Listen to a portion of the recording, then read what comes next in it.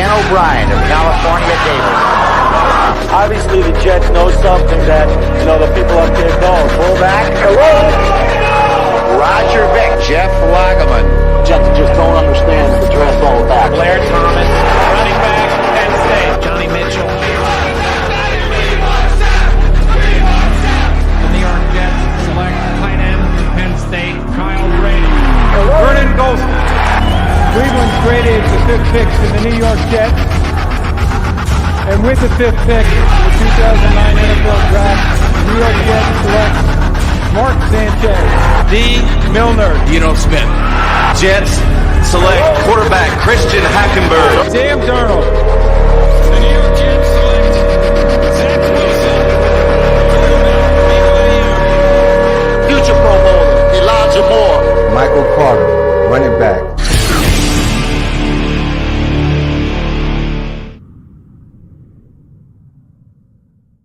Well, we are here. We are back for another 10 o'clock mock here on Monday, January 30th of 2023. I am GreenBean, and I am psyched about this one. We had our first official poll to get our first viewer-inspired theme.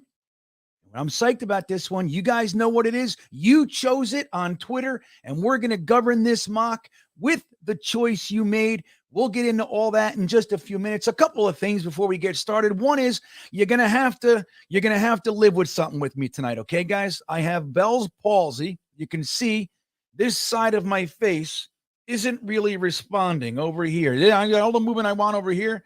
I can't. See, look, I'm raising both my eyebrows. See that? That's all I got. I can't whistle. I can't do anything. So you're going to have to deal with it. I get fatigued easy in my letter F's and P's. I'm having lots of problems. So we'll get past that. Another thing is, guys, we are here tonight. I wanted to tell you that Dom C, our regular co-host, is en route to the Senior Bowl down there in Mobile, Alabama. Sad news. He gets to Atlanta, and they canceled his connecting flight to Mobile. So our boy Dom C, I think he's getting himself a car, and he's just going to huff it down there. He's going to hump it and go down there 4.5 hours from Atlanta to Mobile, and he'll be down there. So he is en route tonight, so he's not here, and that gives us an opportunity to have a little fun, tonight, guys.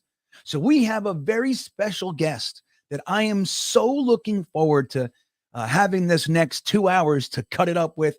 Let us bring him on so I can show him to you. Let's say hello and give an awesome welcome to our boy, Talking Jets with Tego. There he is. What's up, Tego? I'm doing great. How are you tonight, GreenBean? Dude, I'm awesome, except for this face thing. Other than that, my life is charmed, my friend. I'm good. Yeah, that's awesome. Well, not the thing, but the fact that we're fighting through it, right? Yeah. Well, hey, look, shit happens. You know what I mean? So all kinds of stuff happens in life, and you got to find a way, number one, to live with it. Number two, if you're good enough, you can find a way to make it a positive, right?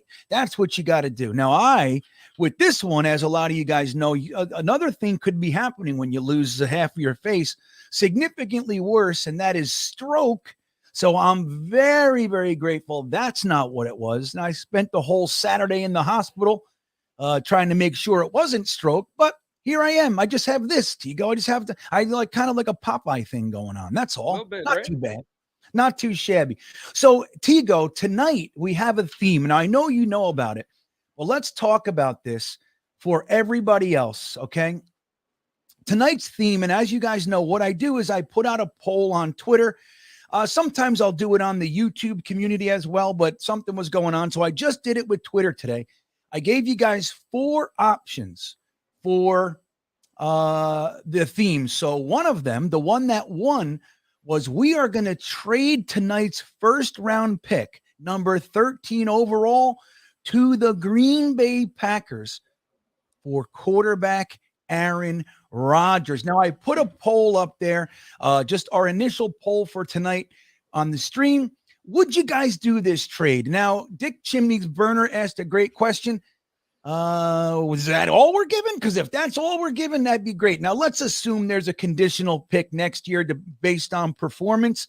It could go as high as a first. So would you do the trade? Now, Tigo, I'm going to bounce it to you first. Is this a trade that you would buy into? Let's say a first this year, number 13, and potentially a first, maybe a second or so next year. Are you in? I have been saying this entire time the Aaron Rodgers speculation has gone down, that for me, the call that I'm making is a first 13 this year, a fourth round next year that turns into a third if he plays, turns into a second if we make the playoffs, turns into a first if we make the Super Bowl.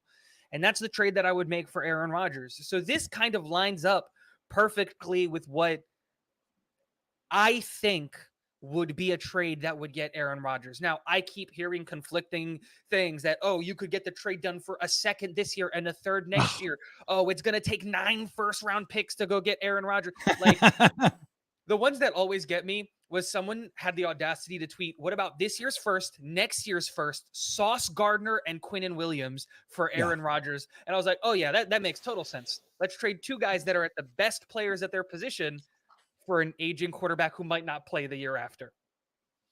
Yeah, I'll tell you, man, some of the shit that you see is downright crazy. But you make a great point. It goes on both ends. Like, so obviously, we're not going to be giving an all-pro player and a batch of first-round picks. It's just not happening for a guy this late in his career and who's bringing over, $60 million in cap. And, like, there's a lot that we're taking off of the Green Bay Packers docket in this trade as well. But the other thing that you had to, that you got to remember is that throwing them a third because they're stuck or something, that's not real either. There's going to be a batch of teams that are going to call them and say, hey, we would love some Aaron Rodgers over here. So they're going to be getting offers. Now, we have a little bit of a benefit. Number one, Aaron Rodgers can say, screw you, I'm not going anywhere. Now, he doesn't have a no trade clause, but he doesn't have to go. He said, I will not be a part of a rebuilding situation. I'm at the end of my career. I want to play for a championship, and I'm not doing it. That's what he said. So if let's say the Commanders come calling, they're really in no shape. I mean, they got some good defensive players. They have some nice players, McLaurin, but they're a little bit behind us as far as the rebuild goes. He could look at that team and say, no, I'm just not going to go. If that's the case, then I'm just going to retire. Like, if you're going to do that to me, I refuse to play. Now, he can do that. So it's beneficial for Green Bay to work with the team that he's willing to go to. And on top of that, I'm sure they don't want to be douchebags. You know what I mean? Like, they're going to do the Tyreek Hill thing. Andy Reid let Tyreek Hill pick the team you want. Go ahead. Here's the teams offering picks. We're good with either one. Pick the one you want to go to, and you can go. He chose the Miami Dolphins over us, and we know the rest. But Aaron Rodgers' situation is probably going to be similar. They have no reason to screw him. You know what I mean? The other thing, Tigo, and I know a lot of you guys know this, our head coach and their head coach are super duper spectacular best friends, right? Best men in each other's wedding, all kinds of stuff. So they actually hang out. So the whole tampering thing, there's a lot of gray area that we can get past that maybe a lot of other organizations couldn't. We're already knee deep in Green Bay Packers knowledge, awareness, what's going on over there. The only downside, and I want to ask you this, I want to ask you guys in the chat this as well. Do you think there's any possibility that the fact that we just fired Matt LaFleur, the head coach of the Packers' little brother, Mike LaFleur, you think there's anything there that maybe Matt's mad at Robert Saleh, could maybe not want to help him out? Do you think there's anything that could be born out of this situation? I personally don't think so, because I actually, and I know this might be naive of me, but I actually do think that Mike LaFleur wanted out and the Jets wanted out. I honestly think that it wasn't just straight up, you're fired, leave. Like, I think it was like what happened with Dallas and Kellen Moore. Kellen Moore wanted out. Dallas needed a scapegoat, and Kellen Moore was the perfect scapegoat who already wanted out. Right. And Mike LaFleur, was always going to end up in a situation that was good for him. Him going to LA to sit under Sean McVay and all of that stuff is ultimately the best thing for his career. Perfect. And when the Rams turn it around and they don't have all those injuries, I think Matt O'Leary said it in a tweet, and he's totally right. Mike LaFleur is going to be getting head coaching interviews in 2025 because he's part of the LA Rams organization. It's going to happen. And so this is the best move for everybody. And there's always that thing of like, you don't really care what happens. Like, yeah, you care about your little brother, but like when it's you, like the older brother and his best friend, they don't really care about the little brother and what's happening there. Like, hey, can you help him out? Cool. You didn't know he's going to LA. Cool. It's like, hey, Sean, take care of my little bro. Okay. Like, it's not like he's out of the league. He doesn't have a job. He's coaching. And he went to arguably a better situation. Oh, yeah. Oh, yeah. And not for nothing, they have history together. I mean, the LaFleurs, the Shanahans, the McVays, they've been with each other for years. I mean, Mike LaFleur and McVay were on the Washington team together, not all that long ago. Nope. So this is a very comfortable position. And I think that does bode well. If he was like out of the league for a year and felt slighted and he was a scapegoat, he was all pissed, maybe. But I think I'm with you. What do you guys think in the chat? I don't think we didn't fire Hawk. Great point. If Robert Saleh told us the truth, we didn't fire him at all. We allowed him to pursue other options. So there you go. We just said, hey man, this is amicable. So there you go. Of course, no bad blood, no bad feelings. That's fantastic. Great point, Hawk. I appreciate that. So now if the Jets do this, again, I still think that we're going to have to give the Packers something legitimate. Like there's just no way you're getting a Hall of Fame quarterback who on a down year had what would have been the best Jets quarterbacking performance since Namath. You know what I mean? I don't even think Fitzpatrick, right? It's like, it's crazy. So this is a guy we're looking at as having a down year. He still outperformed every Jets quarterback in recent memory. So this guy, thinking that we can add him to the mix to what we already have. I mean, guys, we lost 6 one-score games this year. We had 3 or 4 games where the defense held the other team to 1 touchdown or less. So we were close. We were in all those games. Anytime it's a one-score game, dude, you can win any one of those. Look at the Vikings, the second Bills game, the Lions game. All those games we could have very easily came away with victories, and it's a totally different thing. We have a quarterback like Aaron Rodgers with this team, and it can really change everything. And I think Aaron Rodgers is going to see that. So I think it could work. Now, putting this 13th pick up, people are saying maybe you want to start with next year. They're not taking it without this first. That's my thought. Yep, I agree. Happening, right, man? So we need to give this 13th pick. Now, that's how we're going to, govern our draft. So, guys, I want to remind you in the chat, we don't need to get nuts that I would never do this. I hate it. You don't have to get mad. This is a scenario that we're exploring. Next week, it's going to be a completely different draft built by different rules, and we'll see what's going on. This week, the guiding parameters are we no longer have our 13th overall pick, but we do have a Hall of Fame quarterback named Aaron Rodgers, and we have to think about our draft with that in mind. So with that all said, Tigo, I'm going to bring up our mock draft simulator. Here it comes. All right. Now here it is, guys.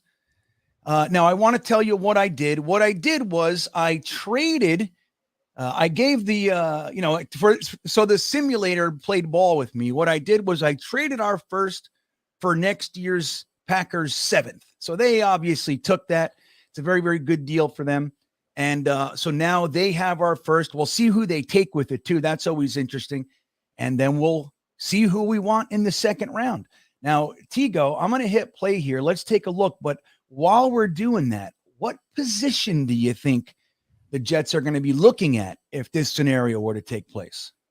I think in this scenario, right? Because like the other thing, and this is the hard part of these drafts or these mock drafts, is we don't know what the rest of the offseason looks like, because in this position, offensive tackle, offensive center are still a really big kind of need. But Aaron Rodgers has come out and said that he whatever team he ends up going to, he wants Bakhtiari to go with him. He wants Bakhtiari protecting his left side. So what if the Jets do that well, then tackle doesn't make sense here. If you re-sign McGovern, then center doesn't make sense here. There's a lot of different places that you can go. And I think ultimately Joe Douglas is going to say, you know what, we're just going to take the best player on our board that isn't like we're not going to take the best. If the best player is a corner, we're not going to take him because we have literally no spots for a corner. But if it's a linebacker, if it's a safety, if it's an interior defensive lineman, if it's an offensive tackle, if it's an offensive center, if it's a wide receiver, we'll take whoever we have that's the best on the board, because at this point in time, the Jets really need is depth. Oh, Drew Sanders at 42 hurts. Look at that. Oh, Yeah. if he was there, There's a lot of guys here. I'm telling you, there's some guys jumping up. J.L. Skinner making it to the first round.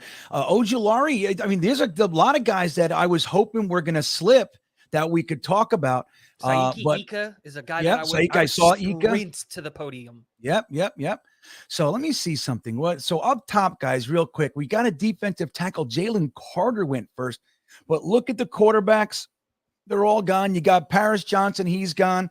I saw a couple other tackles. Skronsky's gone.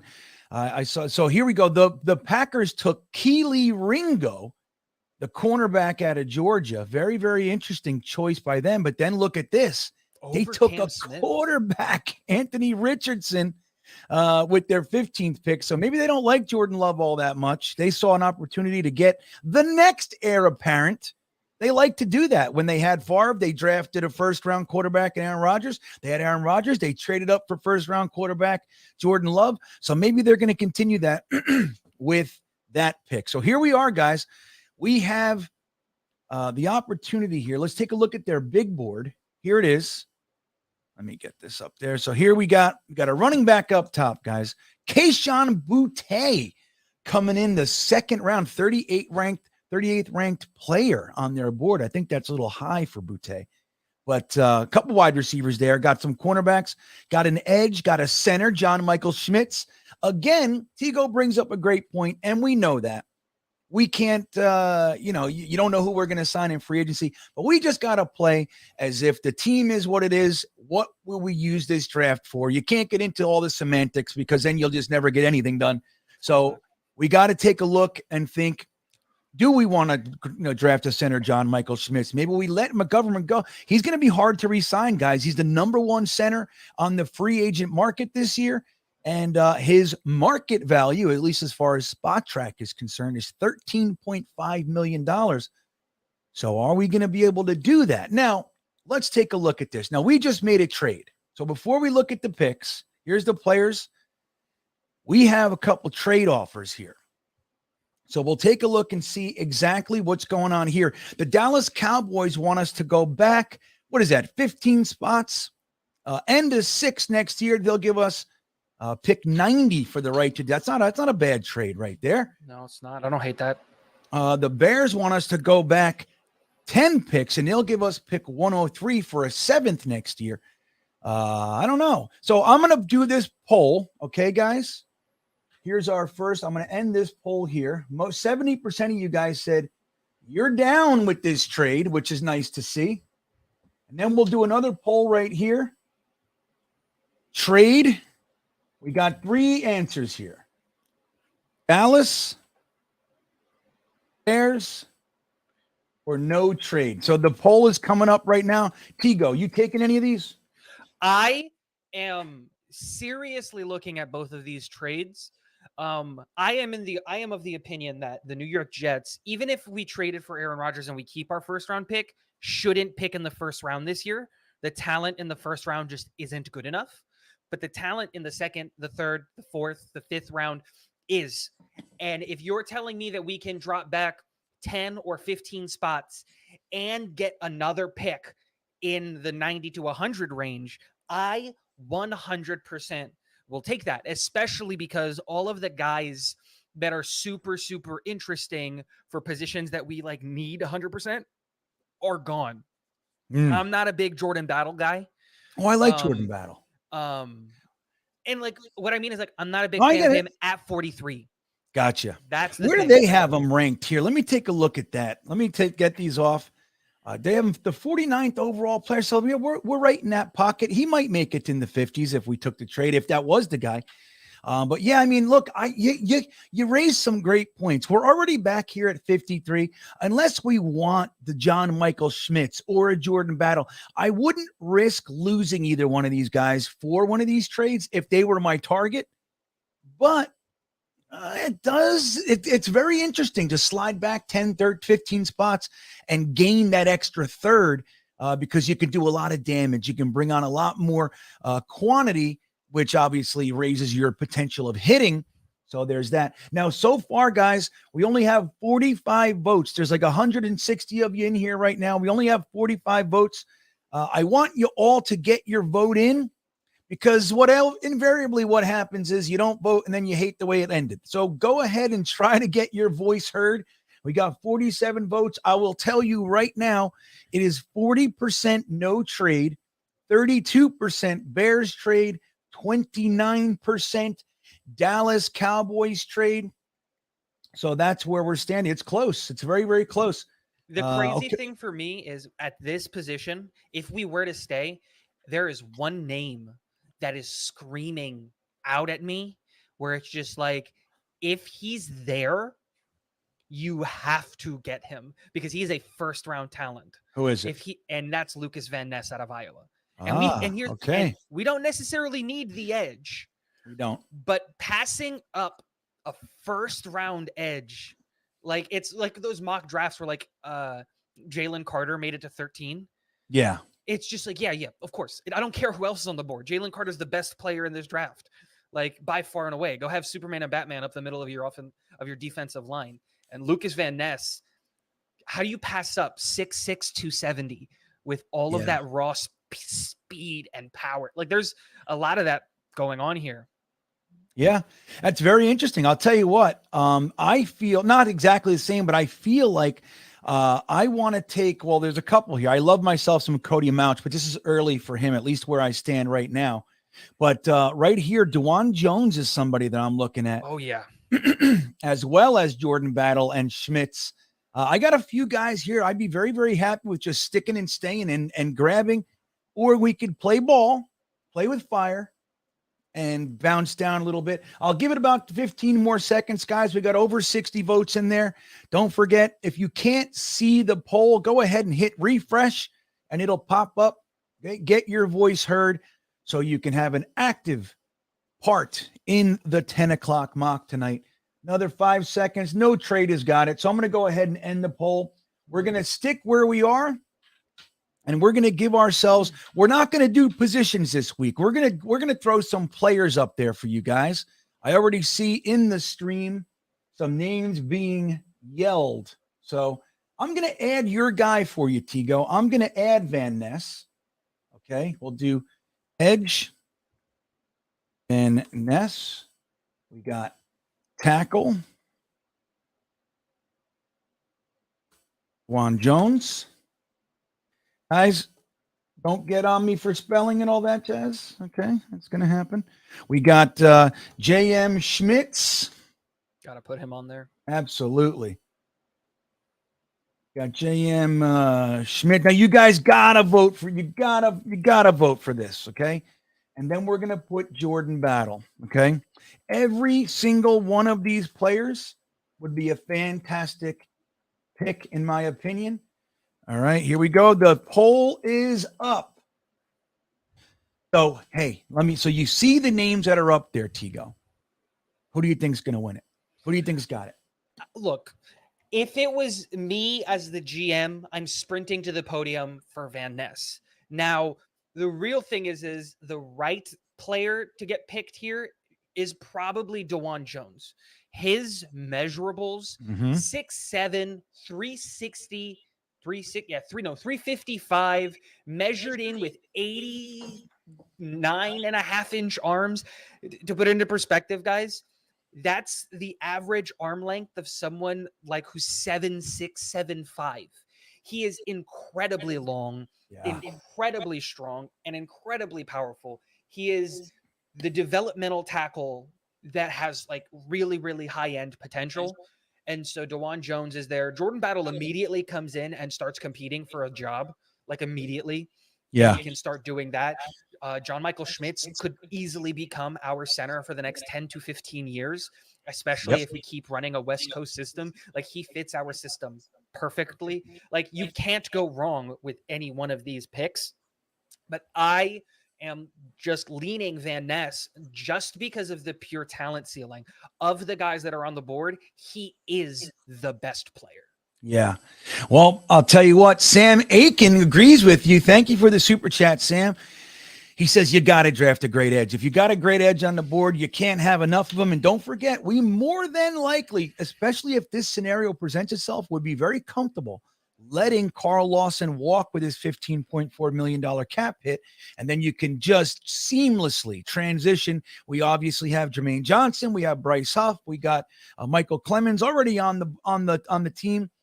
But you got Van Ness coming in. It'll be interesting. Seamless. So there's another fan of that. I want to point out Hader's comment real quick, and then we're going to end the poll. I will tell you, J.M. Schmitz is running away with it, guys. If you want your vote heard, if you disagree, you got to get your voice in there. We have a low poll result tonight so far. Usually there's well over 100 votes for every poll. We're starting slow tonight as far as active engagement. But Hader's got a great point. This would be the kind of trade I would love to see Joe Douglas pull together. He says he can see Joe D swapping firsts, 13 for 15, and our second round pick with a conditional 4th, 3rd to 2nd, 1st Super Bowl round in 24. That to me would be delightful. Hader. I would love it. And I could see somebody going for it. Like, they jump up 2 spots, which obviously has value. They get an additional 2nd, which is pick 43. And then they can get anywhere from a 4th to a 1st next year based on his playing performance. And you have every reason to believe that he's going to thrive over here with the team that we have.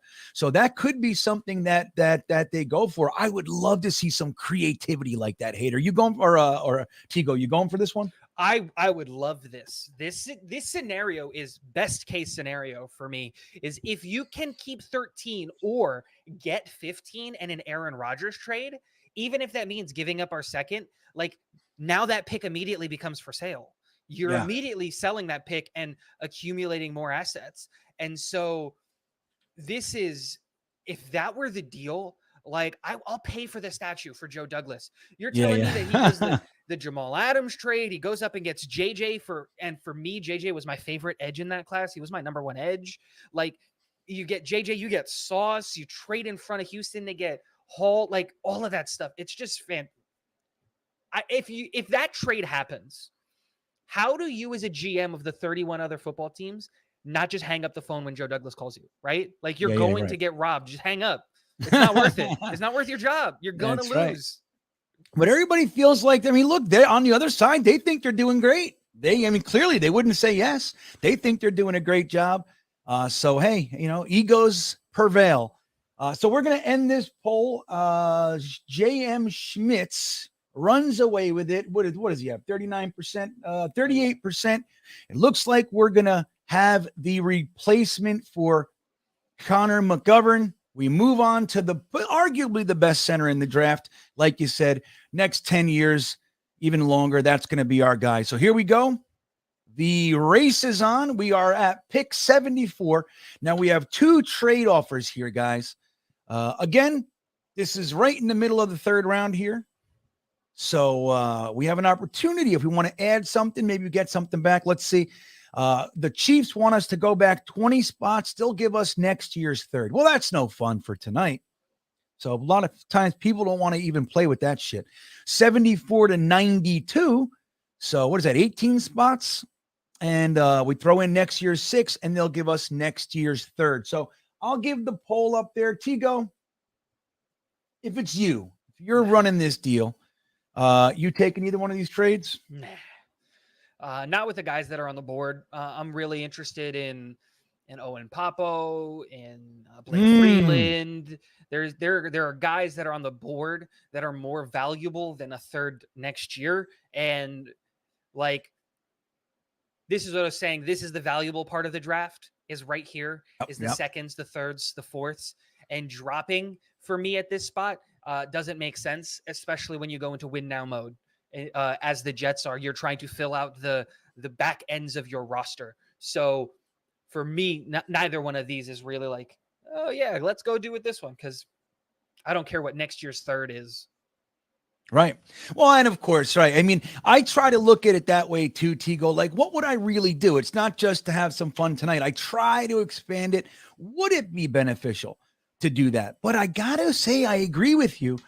This is the first year in a while. I mean, we saw Joe Douglas switch from like,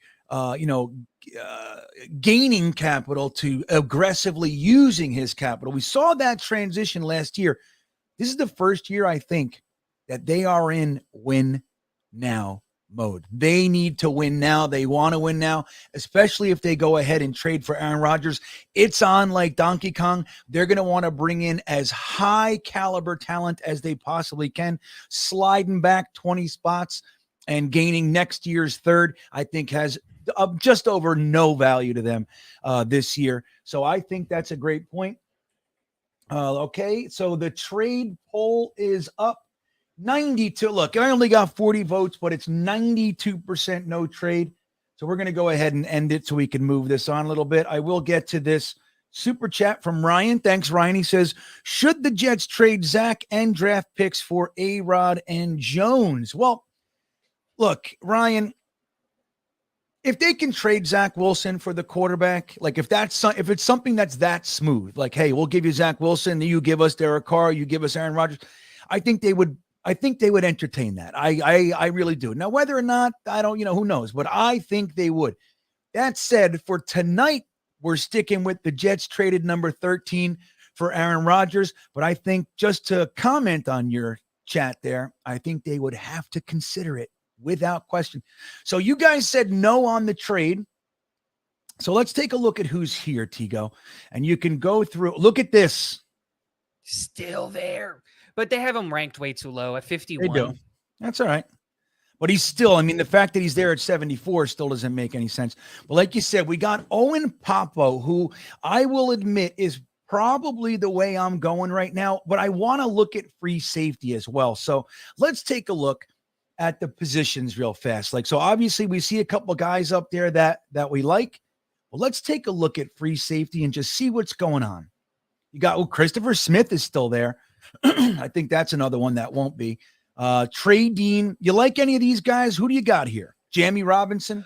Yeah. Robinson is a guy that has a lot of he's the guy that comes in and he's not just going to push the free safety spot, but he's also going to push the strong safety spot. Like, either way, he's going to win a job, whether that's over Tony Adams or whether that's over Jordan Whitehead. If we keep Whitehead, like, he's probably the most complete safety prospect, I guess. And that's Robinson you're talking about, right? Yeah. Out of Florida State. I watched a lot of him. I am in Florida, so I watch a lot of the Florida games. So Florida State, University of Central Florida, all of that stuff. Now, it might be just like a bit much. I think this is a little high for like a Christopher Smith. I think this is a little high. Yeah, for I don't know. I like him in the third, Christopher Smith. I have him as like a second. So I'm with you there, but it's right. It's like you can go either way with him. I like him. I'd be okay with him here. But I'm with you on Jamie Robinson too. I think you have to look at the safety position as somebody who's going to need to be able to start right away. As close to starter as you can get, we have to go that way, because truth is our free safety position is weak at best. Who would even know? LaMarcus Joyner's probably gone. Maybe even Ashton Davis with his $3.7 million price tag. Maybe he's gone. We might be starting all over. And let's not forget, even Whitehead could be gone this year with his, I think we saved 7 and change if we get rid of him, and he was disappointing. So we might need to revamp the entire safety position. So getting one in as early as you can might make sense. Let's look at the linebackers real quick as well. Like you said, Owen Popo is up top. We also have Ivan Pace, who's another one a lot of us like. Servakia Dennis is there, but he's a little bit later, of course. But who do you like here? And I'm going to make a poll. I'm going to put up some positions right now. Who do you like? If we're going like linebacker, I think it has to be Owen Papo. Like just his raw athleticism and his skill set is going to be something that Robert Saleh, Joe Douglas, Jeff Ulbrich are going to fall in love with. His just pure combination of size, speed, and strength at the linebacker position is far superior to any of the other guys that are on this list. I think both Ivan Pace and DeMarvion Overshone are a little. I think they're ranked a little bit too highly here because, like, I have Servassier Dennis a little bit over Ivan Pace Jr. I definitely have DeMarvion Overshone over Ivan Pace Jr. Owen Papo is my fourth best linebacker in this class. And so if we're taking linebacker here, which I just don't see the Jets doing personally, I think if you're going linebacker in the third round, it has to be Owen Papo. But I also have that same kind of feeling with the safety. Like, I don't know what it is, but I feel it in my bones that, like, we're just not going to draft a safety or a linebacker. And, like, because they're just going to, like, run it with the people that we have now because they have faith in those guys. And while we don't, I think you're going to be looking at, like, what's a third round wide receiver here look like? Because we can look at that too. I didn't add. Barrios is coming back. He'll be back. He'll be back. No question. He has 3 really solid years with the Jets. 3.5, really. 3.5 solid years, all pro 1 year ago. He had a second half of the season where he kind of had a mental collapse. Never really got right after that damn drop pass in Minnesota. But again, I think his 3 successful years here where he was a jack of all trades, did everything that the Jets wanted him to do. I think having a stretch of games where he didn't look so good is not justification to lose him, in my opinion. And starting over with a new guy, maybe you save a couple bucks. So there's that. But I think Barrios is going to be here. But the $5 million in savings. That's where I look at it. It's just like, is $8 million for Braxton Berrios worth it in a win now year? Yeah, well, that's going to be the ultimate question, right? Especially if you start trimming guys like an Ashton Davis and like maybe even a Braden Mann or something like that. There's lots of places where you can make up the money that you need if you need it. But again, I think Berrios is going to be here. Again, we're not talking about $15.4 million. We're talking about 5, so nothing to shy away from, nothing to minimize. But again, it's not 10 million plus. So I think Berrios has done more than enough. I think Corey Davis, on the other hand, for 11 million, he's going to be gone. I think we saved 10.5 if we cut him. So that's a different story. In my opinion. We'll see. It's going to be interesting. See how this goes. Now, Dylan Terraman is in the house, everybody. You guys might know Dylan. He is the host of Jetnation's podcast, the Jetnation official podcast. We've had him on here a couple times. Dylan, I got to see if you're going down to the Senior Bowl this year. I know you were down there last year. I'm heading down to the Senior Bowl on Wednesday or tomorrow night, actually. And Dom C, even though he left today, he's probably going to arrive the same time I do. With all the shit that's going on with him, but we're going to be down there in force. And anyway, you got to let me know if you're going, but hey, say hello to Dylan, everybody. He's awesome sauce, real good stats guy. So he likes Christopher Smith. Now I'm going to look at this poll right here. Ooh, tied. Look at this. We are tied. Get your votes in. There's 190 of you in here. 151 people in here chose not to vote. Go vote. We have a deadlock tie with linebacker and safety. If we do linebacker, whatever position wins, we're going to do a short poll with the players. We'll only do 2 or 3 players. That's it. And for linebacker, it would be Papo and Pace. That's it. So that's all we're going to put up there. And guys, I want to remind you, let's not forget about defensive tackle. We kind of use this as an afterthought. It's my very well-shaped opinion that a good run-stuffing, space-eating defensive tackle next to Quinnen Williams could pay the highest dividends on the entire defense of what we could add this year. And I think it's, again, something that we should make sure we don't overlook until the 6th round if we can avoid it. Okay. Eric Craig wants a short tackling linebacker. Get these votes in, everybody. Get these votes in, everybody. We got to get the votes in. David Gerard likes Berrios, but his production is very easy. That's the thing. Well, you have to look. He's not just one position. Whoever you're bringing in better be able to do all the things that he can do. If you can do that for less than he's making, and you feel confident. Sure. The one knock against him is that he was really like a comfort zone for Zach, right? Now that Zach isn't the starting quarterback, that can change things. So that's one of the things I think would be stacked on the Berrios could go side. Again, I think he's done more than enough here over the years. He's not exceedingly expensive. And I think maybe you'd even ask him to play, to play games with his contract. Who knows? We'll see. We'll see how that goes. Let's see what we got here. Smith is a steal in this round, right? Well, get in there, Thomas. Get your vote in. Smith, or not Smith, but safety is now creeping up past linebacker by 5 points, Tigo. Yep, I was watching it, and linebacker took a massive lead, and then safety out of nowhere in the last second just started sprinting to the finish line. Amazing. I missed the leap by linebacker. Now this is an interesting thing. You talked about the linebackers. You think that they're going to want to run it back with who they have. Now, I think that they would love to do that right now. Obviously, they're going to take a shot at renegotiating CJ Mosley. He's got to play ball. There's just no way. He's not going to get $21 million anywhere else. So why wouldn't you minimize it to be able to stay here? He's got unfinished business. He's the leader of the defense. The defense is fucking lights out. He can stay here. Get him down to the 10 million range where you save $11 million. That's what I think is realistic. If you can do that, maybe you can feather that out to his buddies. But Quincy Williams is he's up for a new contract. He's going to want to get paid, as is Quan Alexander. You're not getting Quan Alexander for $1 million or whatever the hell we paid him this year. It's not happening. He proved he could stay healthy, at least in a part-time capacity. That was the big knock on him. He can't stay healthy. And when he's on the field, guess what? He's actually a good player. He's good. So I think either one of those guys could be too rich for our blood. Keeping all three, they're all up. When you consider the renegotiation, I think it might be necessity, Tigo, that we let's say we can't keep Quan Alexander. Maybe, look, I love Jamie Sherwood, and I'm sure that they're confident in him going in the starting lineup.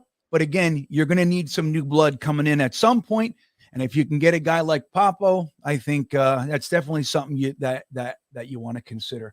I think the Jets, while I'm not anti-linebacker here or anything like that, I think that they have a lot of faith in Jamie Sherwood, and they would love to see him get more time, especially on his contract. But after, and I don't know if everyone saw the news, but the news today that came out that the cap is skyrocketing, and an extra, from what was expected, an extra $13 million.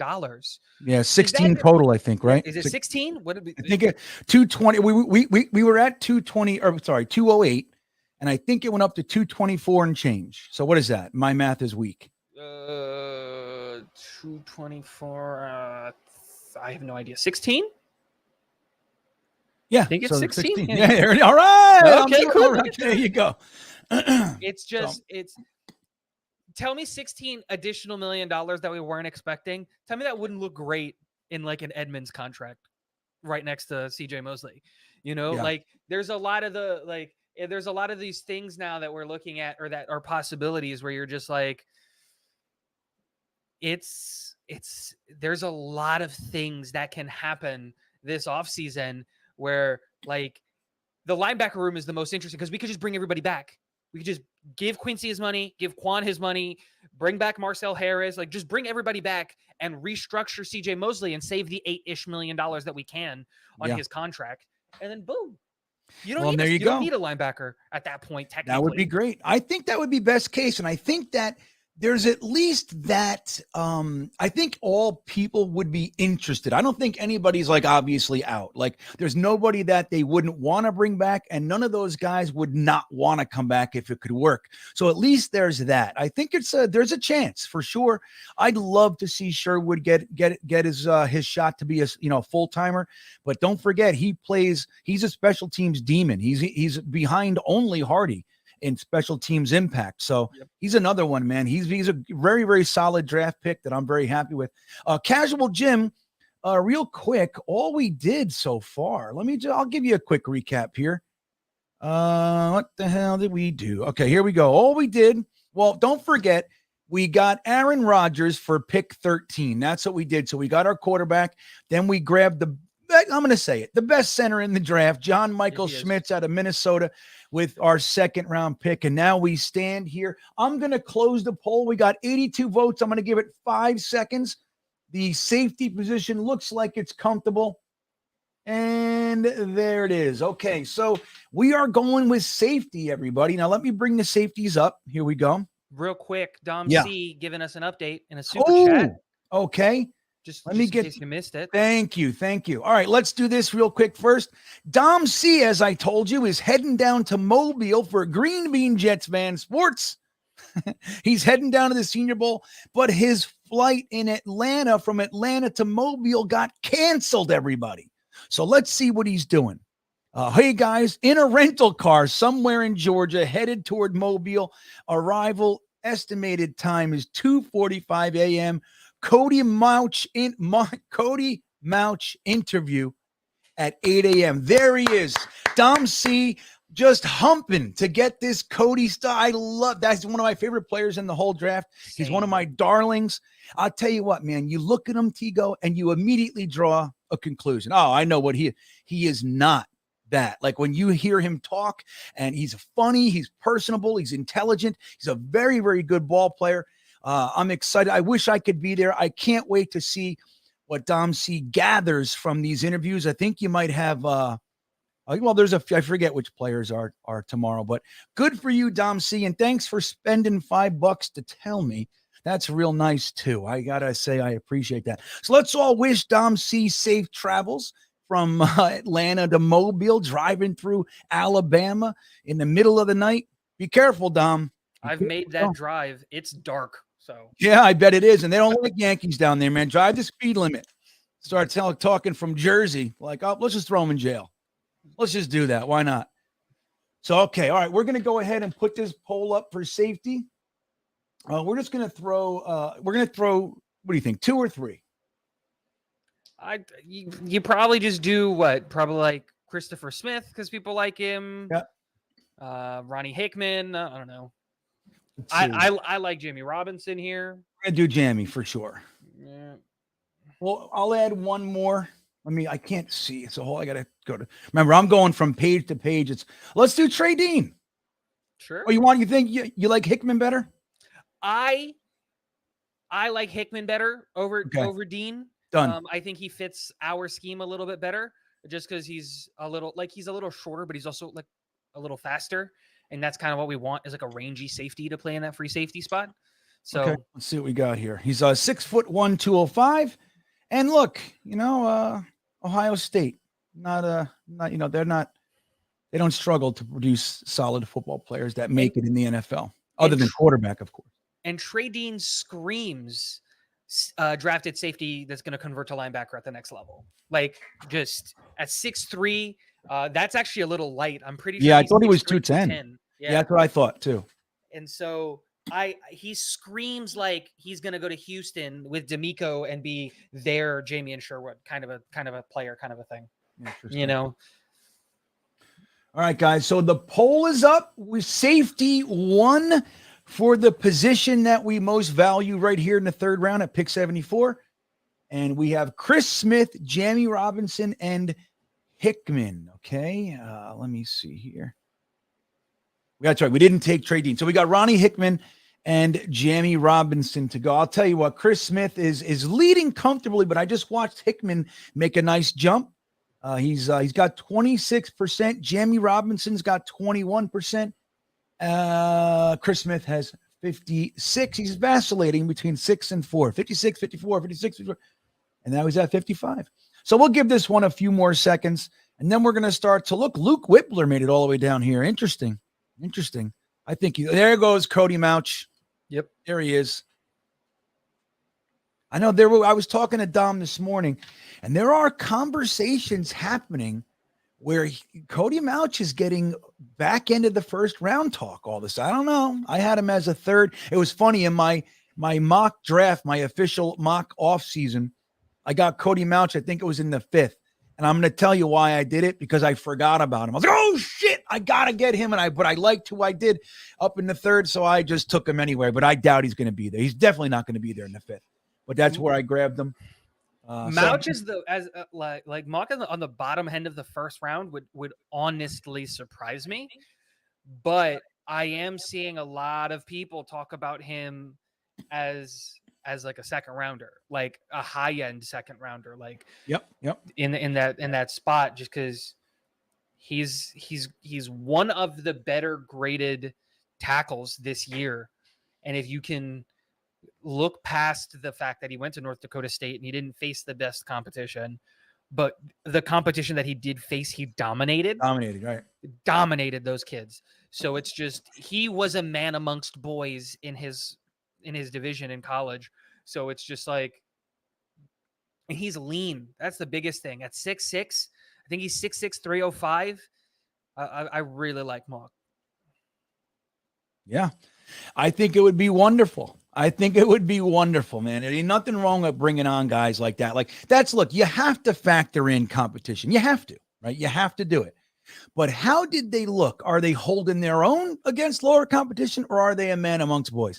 And that's when you start to look at those things and you go, okay, well, look, he can only play who's in front of him, but what he looked like in that instance, that's what we like. And it's his makeup too. He's got the character that I think would add something to this team. All right, guys, we're going to go ahead and end this one. Chris Smith is running away with it. So there we go. We're taking safety Chris Smith in the third round. Here he goes. All right. Who was I? Johnson. All right. We have a trade-off for everybody. Ooh. This is a fun one. This could help. We have the Cleveland Browns want us to go back. What is that? 14 picks. They want us to throw in next year's 7th, and we could say no to that. We can counter and do whatever we'd like. But they'll give us 126 and 142. So I'm just going to put this one up there very simply. We'll do like a 1-minute poll, okay? Let's see what the big board looked like too. So so we can see if we're going to miss on any big name players. Okay, so here's the trade, guys. Pick 112. We slide back to 126 and we gain 142. Let me give you guys the big board here. We got now we didn't take a tackle. No, we did not take DeJuan Jones. All right, so we have Tyler Steen out of Alabama, which it's funny, I actually was about to do some stuff on him the other day and I never did. So I don't know too much about Tyler Steen, quite frankly. Let's see. Okay, so we got a tackle up there. I don't think running back is a position that we're looking at too much. Overshown, if I remember correctly, is going back to school. Mahmoud Diabate out of Utah. You got Nick Hampton, an edge rusher out of Appalachian State. You got another linebacker out of Pittsburgh. Oluwatimi. But we already got a center. Okay, another running back, another center. You can take a quarterback here, guys. We could. What do you think? Who you looking at here? This is a really underwhelming, like, set of guys right now when it comes to like what we need, and like, because the only guy that I'm really interested here is DeMarvion Overshown. He actually can't go back to school because he's a super senior. He played his last year of eligibility is that right? this year. Okay, I heard that wrong. All right. Yeah. So like, but we already took a linebacker, and I don't see us losing that many linebackers. We didn't, though. We didn't take a linebacker. Didn't we? Oh no, we took a safety. So DeMarvion Overshown here actually makes a lot of sense. It doesn't make sense to take him, but I actually really like Olusegun Oluwatimi. I think he's a New York Jet because I don't know if we take a John Michael Schmitz as much as I want him to. And I love the idea of sitting Oluwatimi behind insert whatever center we sign here, and learning. But it would be tough to draft two. You can't draft two in the first three picks. All right, so look, I'm going to tell you though, the saying yes to this trade is running away with it. So we're going to go ahead and end that. We're going to accept this trade, guys. Okay, I'm going to counter though. Let's see if we can get this 7th off the board, huh? Nope, they said no, they want it. Okay, let's try one more counter. Let me add their 7th then. Oh, okay. That's straight up. That's it. Yes or no?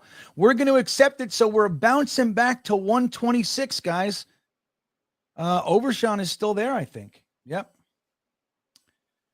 All right, we got another trade offer. We can slide back 10 more and gain 172. Now we gotta, at some point I gotta just say, how many late picks are we gonna grab? But I'll very quick. I'm gonna give this one to you. You taking this one or not?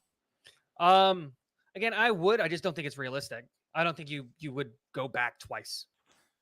You'd have to stick and take, right?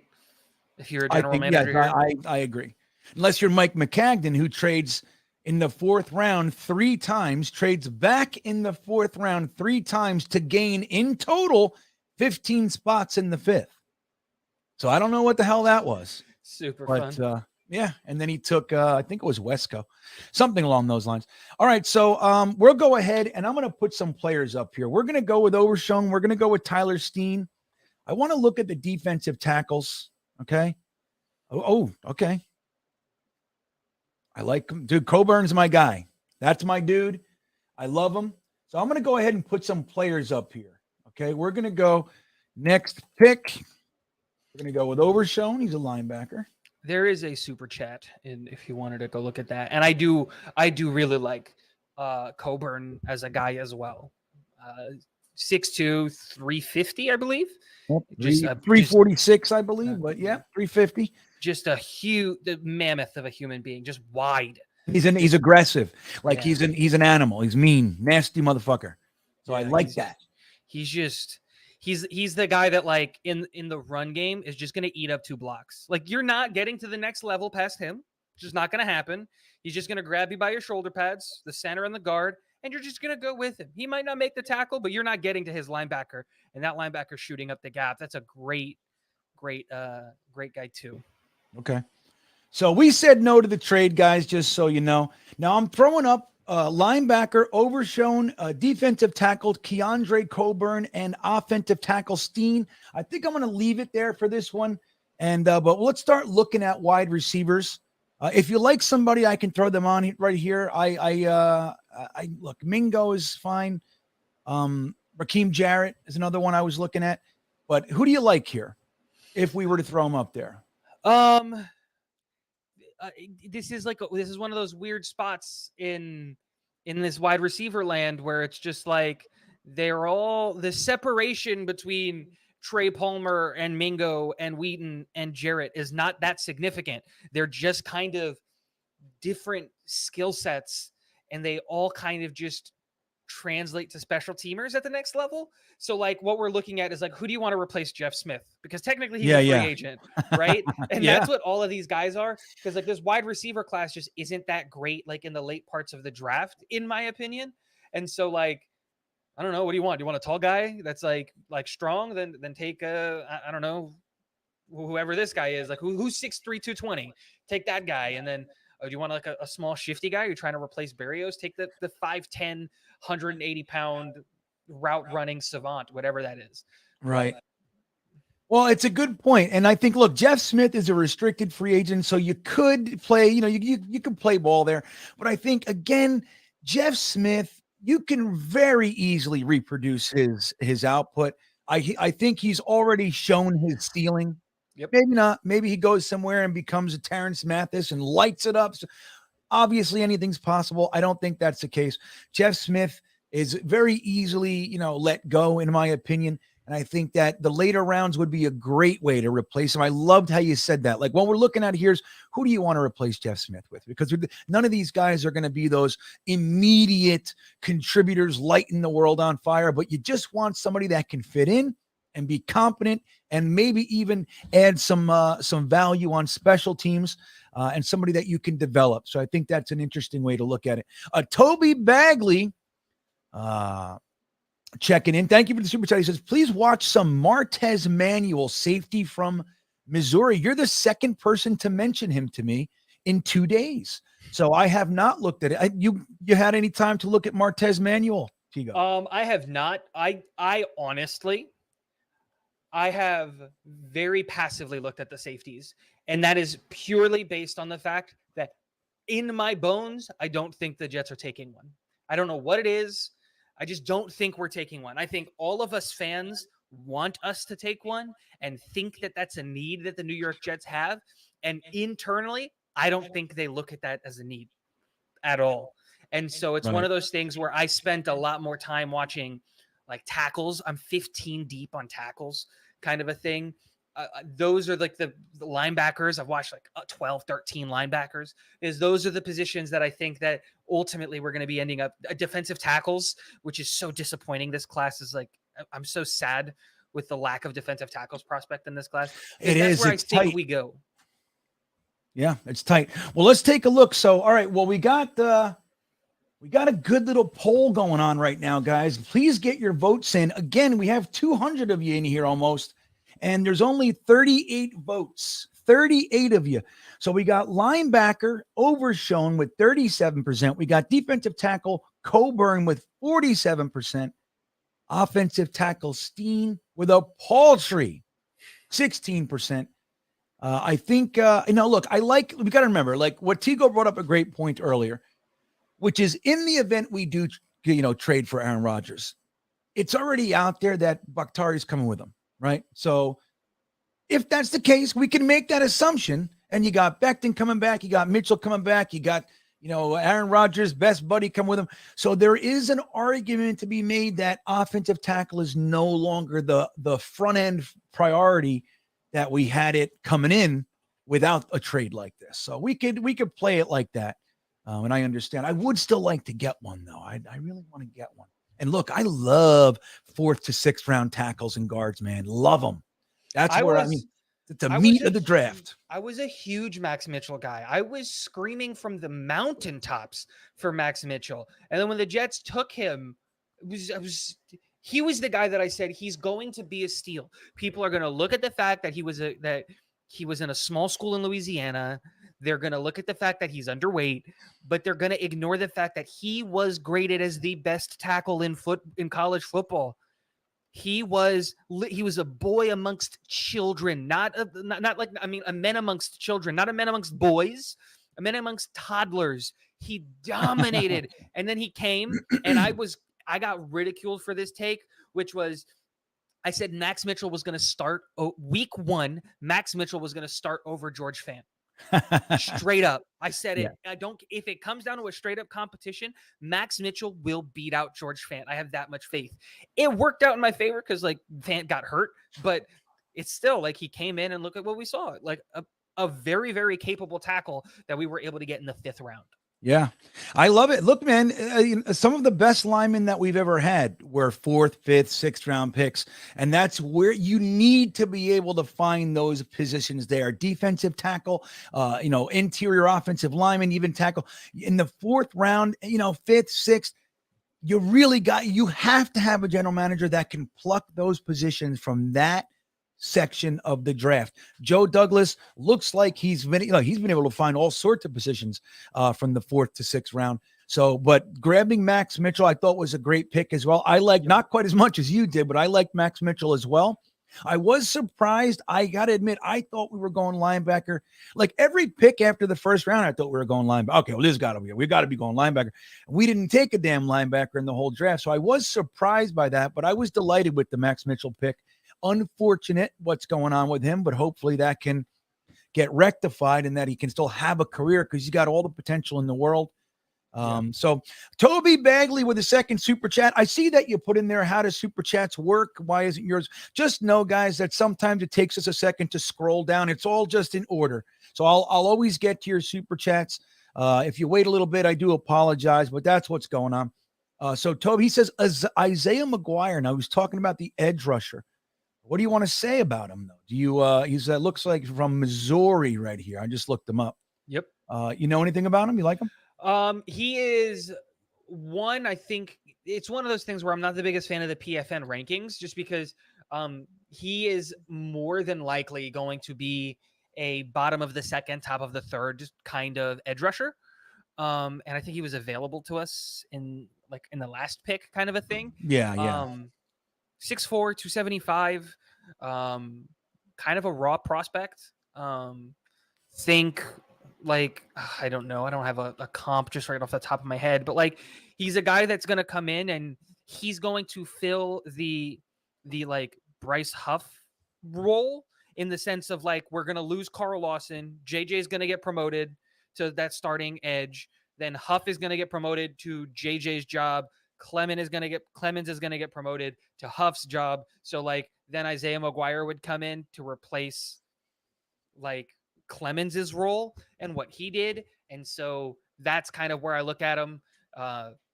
He's a good like pickup, and he has all of those raw skills, and you get him with a good D-line coach, and he has a lot of those, like that strength to really get the job done. Yeah, he okay. moves really good for 6'4", 275. Yeah, 270, right, exactly. So okay, yeah, I mean, a good name to take a look at. Let's see what Rusty Spooner thinks of him. Where's Rusty? I saw him in here.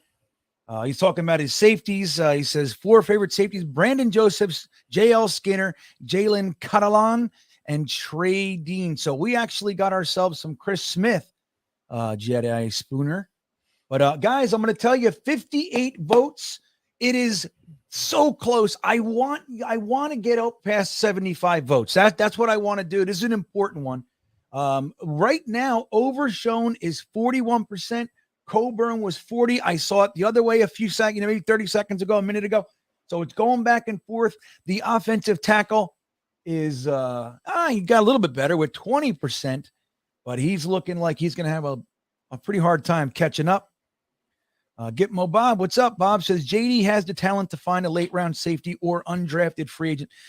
Yeah, I think so. But again, I think when you have positions of priority, that's the whole thing, right? You gotta, you want to go best player available at a position of need whenever possible. That's it. That's what you want to do. I think safety is going to be, because I think we're letting Jordan Whitehead go. I really do. Really?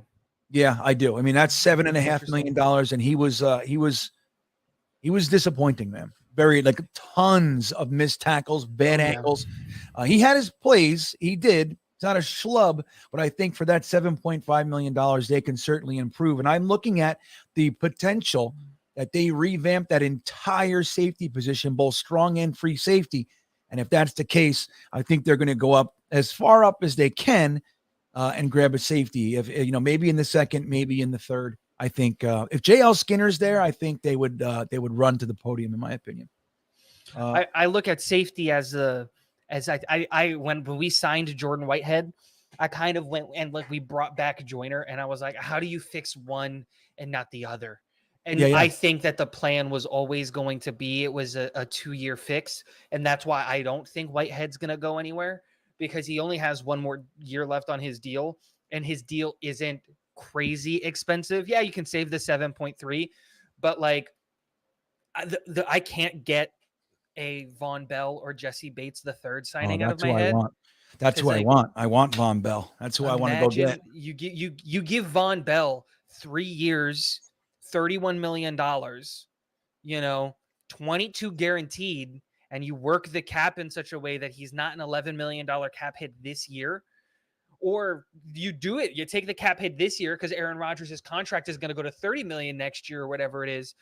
And then by that point in time, Tony Adams, Ashton Davis should be ready to take safety. And if not, you draft a safety at the end of the first round, at 32 after winning a Super Bowl. I mean, look, there's logic there, but I don't know if Ashton Davis is ever going to be the starter. I mean, he's a guy I wouldn't mind seeing kept around, plays special teams. He can come in, he has value, but I don't know, man. He just does not look like a starter to me in any capacity. I mean, I'm never very impressed. The good thing with him is he does have a nose for the ball. He plays very limited plays and can somehow find his way to interceptions. He's done it all 3 years. So he knows how to do that, and he does play specials as well. So there's that. But again, I'm worried about the idea of Tony Adams and Ashton Davis. But I hear you. I mean, there's a lot of logic there. There's more than one way to skin a cat here. But I think if you can get Von Bell and maybe a JL Skinner together back there, even a Chris Smith for that matter, I think you're much better off. And then you can keep the Ashton Davis and the Tony Adams of the world, and maybe Will Parks comes back. I don't know. I'm not too enamored with Will Parks, quite frankly. I'm not either. I don't get all of the love and surrounding him. Ashton Davis is probably a guy that like I think is going to get cut and then re-signed on a cheaper deal. That would be 'Cause fine. I don't know if we're going to keep him around at $3 million. Yeah. And he's only I think it was like a $250,000 dead cap hit.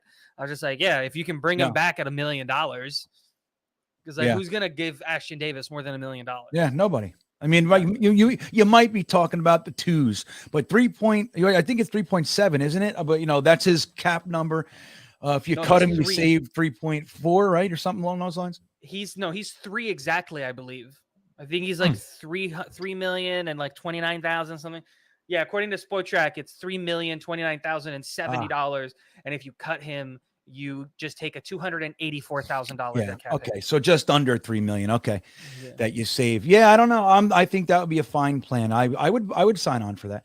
Sam Aiken checking in now. Sam, I'm going to get right back to you. I want to end this poll here in just a second. I'm going to give it 10 seconds, guys. We got 68 votes. I had a goal of 75. Can we get a last handful of you to vote? It is vote. 5, 4, 3, 2, 1, and it is over. Let's see what happens here. Oh, look at that at the very end. A 2-point jump for linebacker, overshown over the defensive tackle. I have to admit, I'm surprised at you all. Let me see. All right, DeMarvion, am I saying that right? Overshown, linebacker out of Texas, coming on down. There he comes. All right, now don't forget, we made that trade. There. So we have pick 142 because of that trade, everybody. Now what do we got? Let's look at the big board first. Look at that. Mingo's still there. Jackson Player's still there. Coburn's, no, he went, didn't he? No, I think he's still there. Yeah, he's still there. Look at that. We can get, all right. That's fantastic. Okay, I love when it works out like that. So let me get you guys to the big board here. I'll real quick show you what we did. So we got ourselves a center, we got a safety, we got a linebacker. We could be looking at positions like defensive tackle, like wide receiver. We probably should grab an offensive lineman somewhere, but we have another pick in 3 picks, everybody. So we got 142 and 145.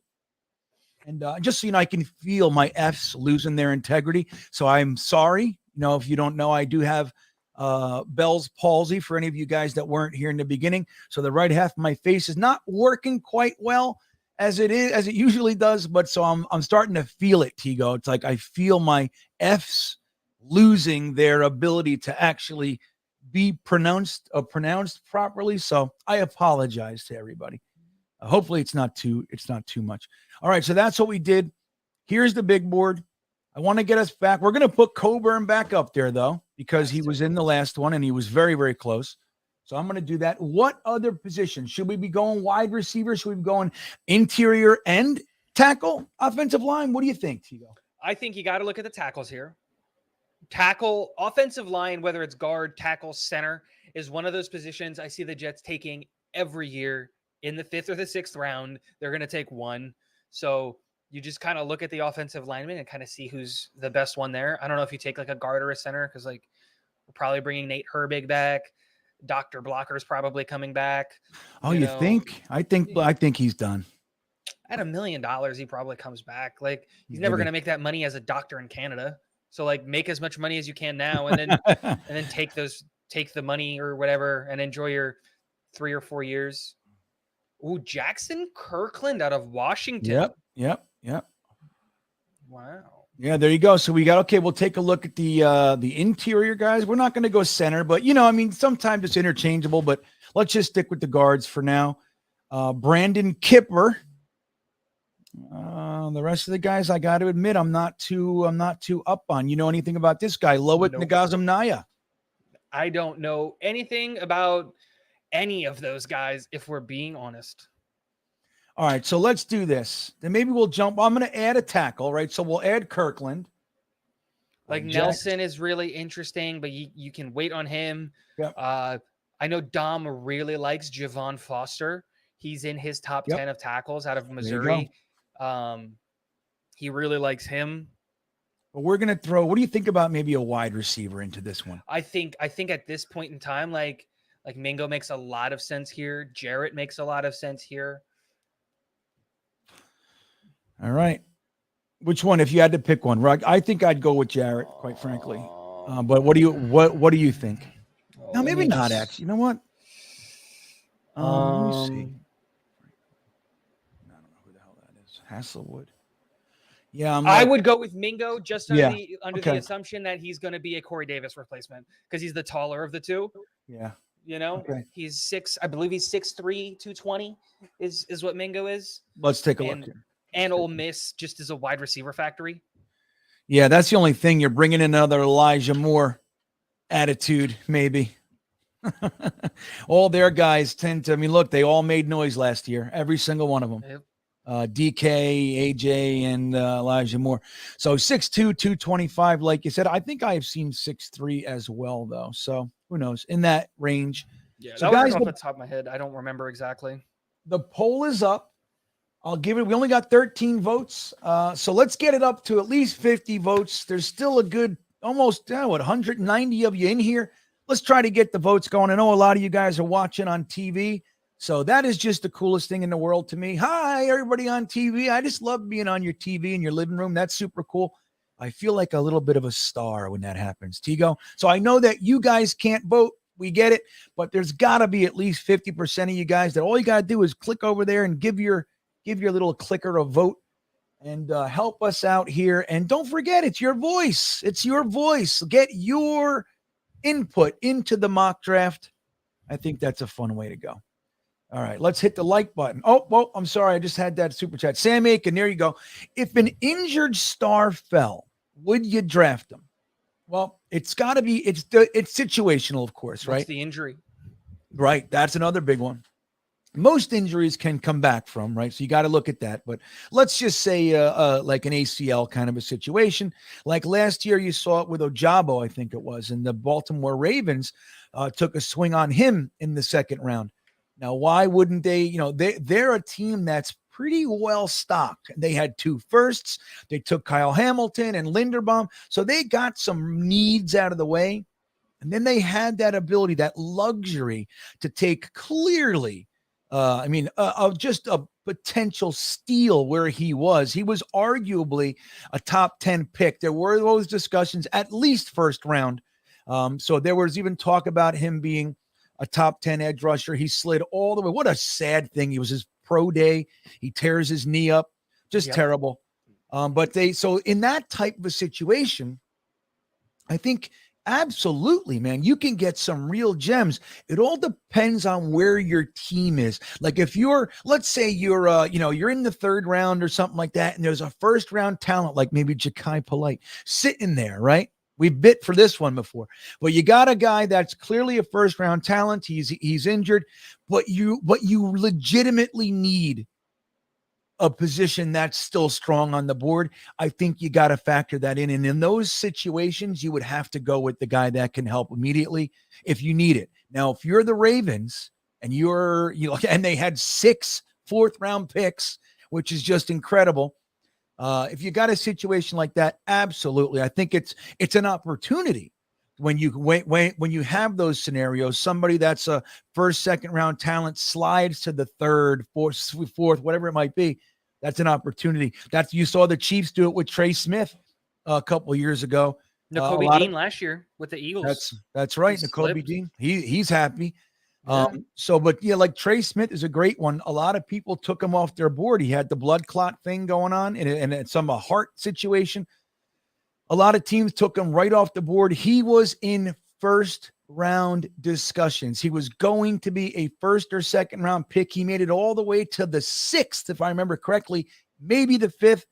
The Chiefs took, a lot of us were yelling, come on, just take him. Like it's worth it. The Chiefs took him. And he has been nothing short of wonderful for them. He's an animal, an absolute animal. So I think, Sam, I think that's what you do. It depends. Hello, Alien Face. And he wants to point this out, Tigo. What is your comment to this? Nick Sirianni gets hired at the same time that Robert Saleh got hired for the Jets. Why couldn't we be in the Super Bowl? Shake my alien head. What do you think to that comment? What do you got to say? Like, are we forgetting that they've had an insanely stacked roster? Yeah. Like, it didn't just turn overnight, right? Like, they weren't a bad football team that now is just magically incredibly good because of coaching. Like, Nick Sirianni, for all that he is, and he's a Super Bowl coach right now, right? And good on him. I'm sorry, like, I could scheme up an offense that gets AJ Brown working and Devontae Smith working. Like, I'm not trying to take anything away from him, but they were further along in their process. They had been a couple of years removed from winning the Super Bowl. And if it wasn't for Carson Wentz falling apart at the seams when it comes to his talent level, they would have stayed competitive. So it's one of those things. It's just they're different situations. Yeah, I think that's a perfect answer. That would have been my answer. We are talking about apples to oranges here, Alien Face. The Eagles were way ahead of us. Don't forget, when Joe Douglas took this team over, it was a 2-year teardown. I mean, he had to get rid of everybody. When Saleh got here, Sam Darnold was still on the roster, for God's sakes. You know what I mean? So they still had to make those types of decisions. Obviously, the Zach Wilson hurdle created a scenario that didn't exactly accelerate the plan. That's definitely a misstep and is hurting us drastically. We could have definitely at least been a playoff team this year, in my opinion. If we just had average quarterback play, we're in the playoffs. That's where we were. But I think Tigo nailed it, man. It's a completely different situation. All right, we're going to end the poll here. We got 49 votes. I could wait for one more, but it's close. I'm just going to end it. Okay. Coburn is the guy. So we got our defensive tackle, 346 pounds. And look at this. We're on the board, Tigo. Yeah. So we just got our defensive tackle. I'm going to show you guys what we did again. It's easy to forget. Here's what we did so far. We got Aaron Rodgers, center John Michael Schmitz, safety Christopher Smith, linebacker DeMarvion Overshown, and defensive tackle Keandre Coburn. We have 2 more picks. What are we going to do? So I want to go back to the offensive tackle. Okay, we'll put him up. Did Kirkland make it through? He did. Yep. So I'm going to put Kirkland back on there. Tigo, am I going wide receiver and interior offensive line? Am I going to the edge? Where am I going with that? I think you got to go offense at this point. We have to address that side of the football. Like, I know that right now we have a lot of depth on the offensive side of the ball, but like depth, you always have to get more depth. We've addressed every position on the defense that really needs it. Linebacker, safety, defensive tackle, which is a desperate need that people aren't talking about.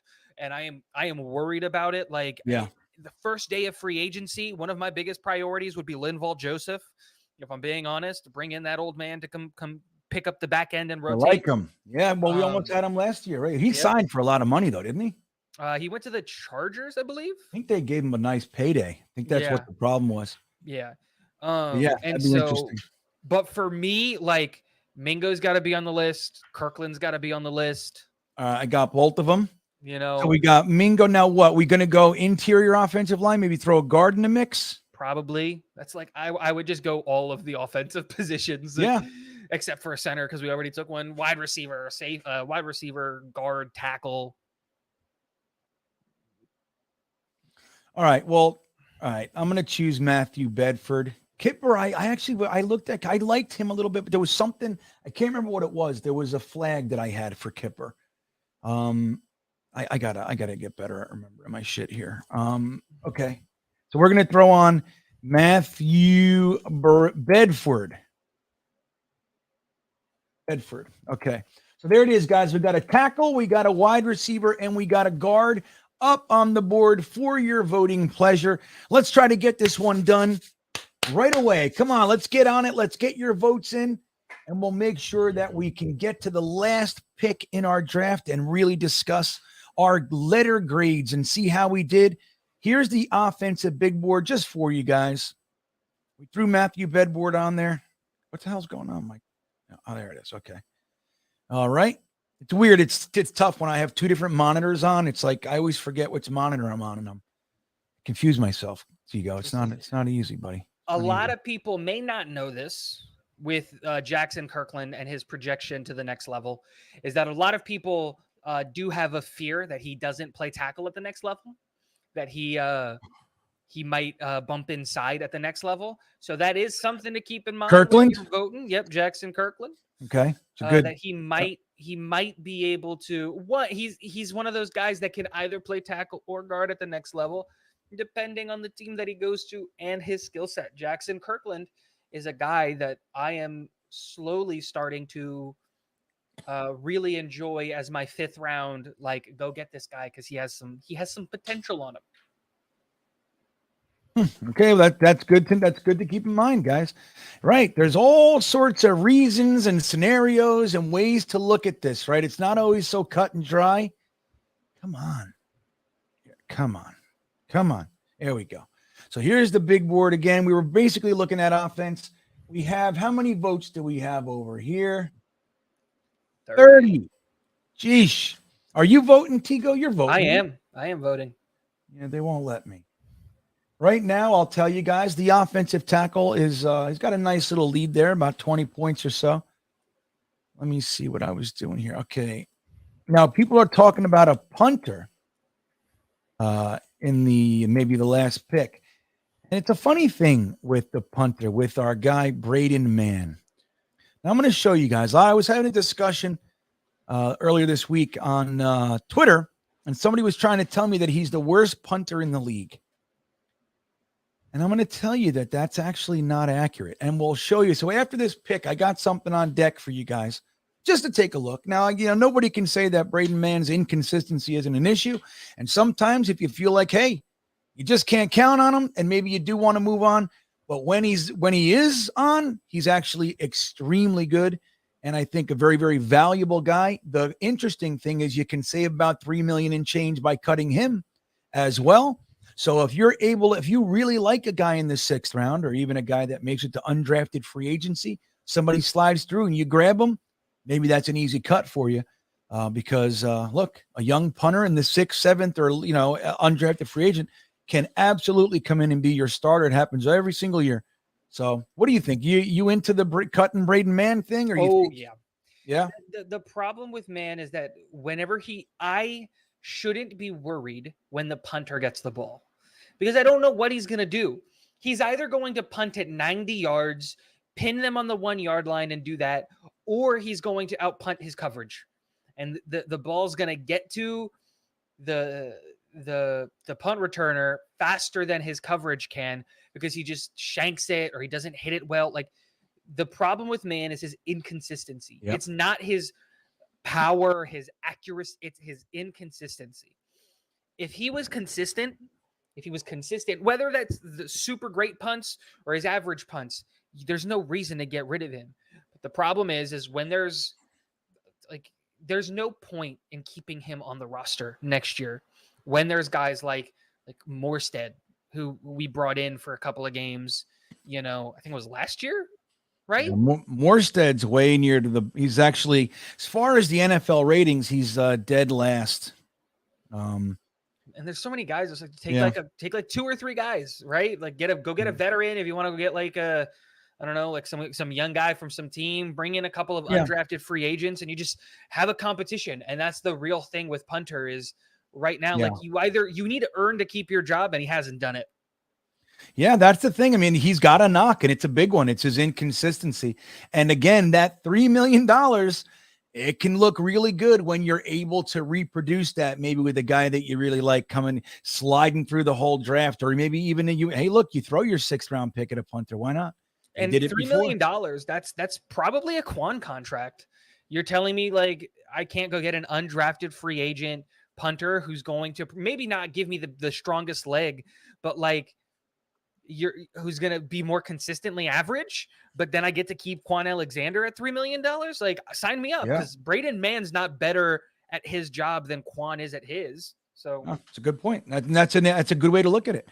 Right. That's the thing. When you're looking at guys like an Ashton Davis or a Braden Mann, you have to look at who you can keep for those situations. When you're looking at punters specifically, it just so happens to be a position. There's always Lucy's flying around the NFL. There's always a guy. He had an issue last year at this spot. They can go to a new team and look great. It happens every single year. And again, late round picks, and a lot of the time, even undrafted free agents. Sometimes the best punter in the draft makes it to the undrafted free agent pool. And if you prioritize it, you can get yourself one. And again, that $3 million can look really, really good when you have the opportunity to, in your mind, improve potentially. And Braden Mann's he's got all the talent in the world. And when he's on, he's on. That inconsistency, it's freaky, scary. Okay. All right, guys, I'm going to go. We got 52 votes, but I'm going to end it nonetheless. It's being long here. So looks like we're bringing in a new tackle. Not a bad move, everybody. Nope. What do you think? You happy with that one? I like Kirkland. Like I said, I think he's an interesting player because he can either be a, tackle guy that you're looking at, or he could realistically be a guard that you're looking at, because we don't know what he's going to play at the next level. And I really liked what he was able to do at Washington. I think he's a little bit of an older prospect because I think he's a 5th-year senior kind of a kid. But so was Michael Clemens, and look at what he did. Yeah, totally. All right, guys. So here's the recap real quick, just so you can see. We have one more pick in this Monday night mock here. We got ourselves a center. Don't forget, we got a quarterback. So that was the big one. We got Aaron Rodgers coming in. We brought in a center to help him out. We got safety Chris Smith, linebacker Overshown. We got Keandre Coburn, the defensive tackle out of Texas, big boy. And then we went and got an offensive tackle, Jackson Kirkland, to go along with Bakhtiari, who Aaron Rodgers is going to be bringing over reportedly. That's a package deal. So he's bringing him. So we already got him. We got Becton. We got Mitchell. And now we'll bring in Jackson Kirkland to the mix. And don't forget, we still have Connor McDermott. So there's that. Everybody loves Connor McDermott. So, all right, we got one more pick here. Let's take a look at let's go to special teams, man. How are we feeling about kicker? We going to re-sign Zuerlein? Greg DeLeg's back, right? Has to be. I think. Joe Douglas, if there's one area that I really have not loved what Joe Douglas has done since he's been here, it's kicker. Now, look, Zuerlein gave us our first 60-yarder. For the first time in his, I can remember, 50 plus, I'm not even worried. I feel like my kicker's going to make it. That is rare. So Zuerlein, obviously his age and everything, and let's see what he wants to get paid. But I think Joe Douglas should stop the carousel at least for 1, maybe 2 more years and bring Greg DeLeg back. That would make me feel good. You're on board? Yeah, that's what I had us doing in my mock off season where we traded for Aaron Rodgers. I had us go out and just give him 2 years, $2.5 million. That's a pay raise. That's about what he would get out in the open market, and he earned it. He did a great job for us this year, and it's that same thing is like, I just don't want to have to worry about kicker again. Right. Like, let's just get rid of something to worry about. Now, if he falls apart and whatever, we can deal with that in the middle of the season. But like, he did a good job. He won the competition fair and square. Just bring him back, and I can't, like, that 60-yarder in horrible conditions, and he puts it through. So, yeah, amazing. Our first ever. We got to watch history this year. And don't forget, he kicked a 57-yarder in the torrential downpour in the Chicago game as well. Oh, yeah. So I would have really loved to see him make that damn kick against the against the Lions. But, hey, can't happen. You can't have all those 55 plus. But, yeah, I like them too. But here, so look, we're looking at quarterbacks right here. We do have punters on the board. I'll throw a punter up there. Are you good with Matt Turk? Is that your guy? You got another one? Sure. I have no idea anything about the punters because, like, I don't even know how to evaluate punters, if I'm being honest. Like, that's the big thing is, of all of the time I've spent working at, like, my ability to, like, evaluate players, I've never spent any time on a kicker or a punter because it almost seems like you can evaluate them straight up just on the score sheet, like on the stat sheet, like how far are their kicks, how much hang time do they have, and like how consistently are they kicking it out of bounds. Right. Hang time is so important because a lot of times the net ends up, sometimes it's the most important stat because of things like hang time. But a lot of time punters will go down a few notches when it's just poor coverage. You know what I mean? Truly. So that's an interesting one. It is tough. You want to actually be able to look and see what the guy can do and what situationally, when he's pinned back in his end zone, how does he perform? Are his worst punts in those situations? There's a lot of that stuff that you got to factor in. Like he punts great when there's no pressure, but as soon as there's a little bit of pressure, he shanks it at the wrong time. Those are the worst kinds of guys. And Braden Mann has seemed to do that a little bit. It's like exactly when you don't need him to, he adds to the melee, something bad that happens with a 31-yarder that goes off the side of his foot or something along those lines. All right, guys. So we thinking quarterback at all?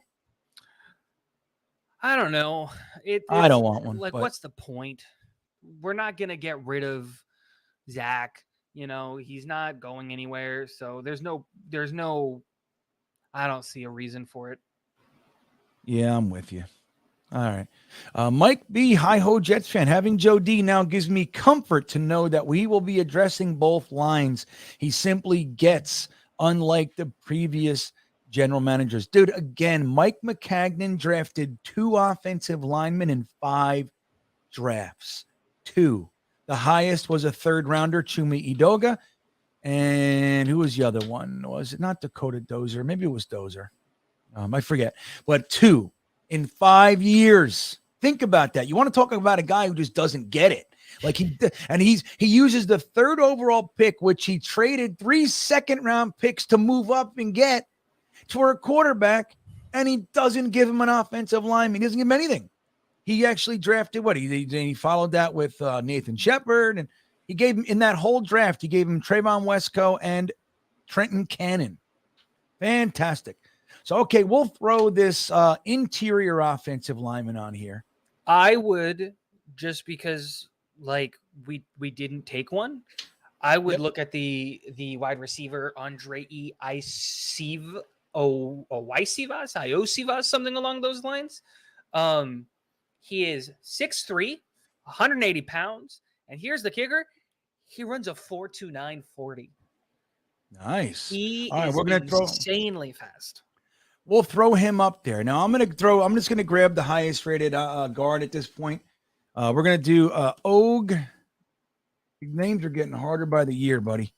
All right. So we got a guard, and we're going to throw a wide receiver up here as well. All right. What was his name? This guy? Yep. Out of Princeton. Princeton, huh? He, I believe he's at the Senior Bowl, so you might be able to see him. That'd be great.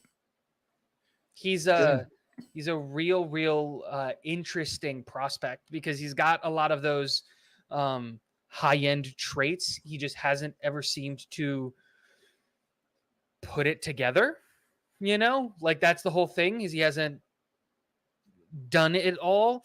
And I think the real thing is that I don't think he's played a lot of football. I think that's the big knock on him, because he is a foreign person.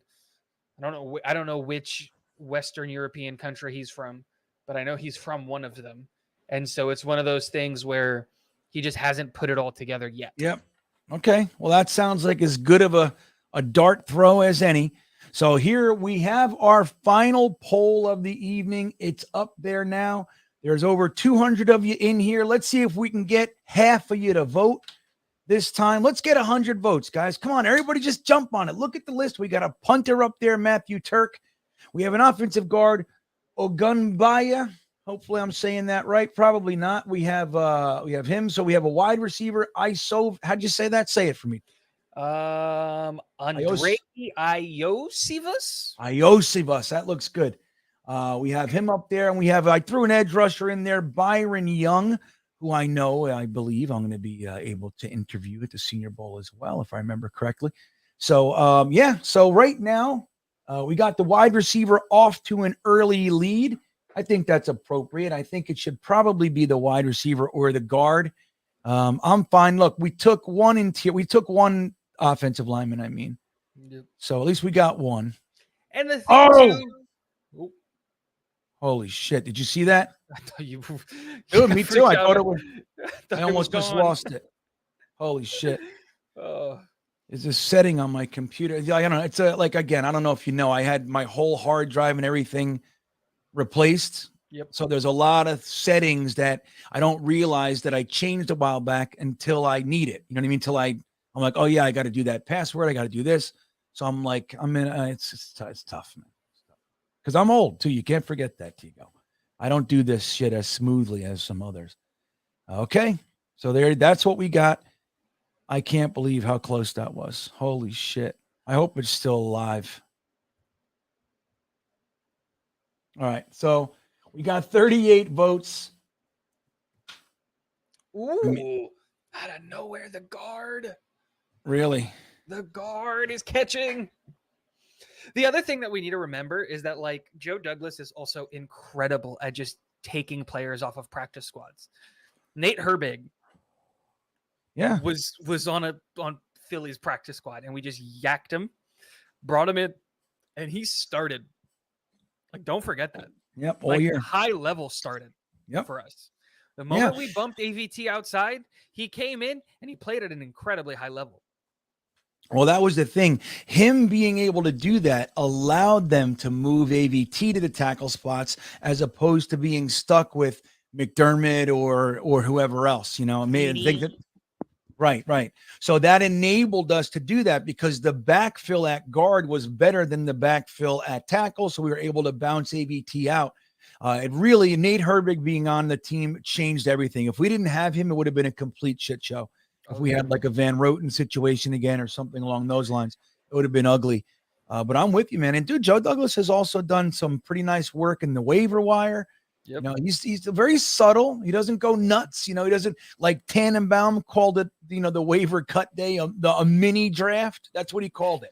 Like if you need the waiver cuts to be a mini draft, then your draft didn't work. You know what I mean? Yep. Like if that's, you know, but then again, Tannenbaum would trade away all his picks. So he only had 2 and 3, 4 picks a lot of the time. So he would need it. But anyway, Joe Douglas, nice and subtle, does 1 or 2. He got JFM. He got Quincy Williams.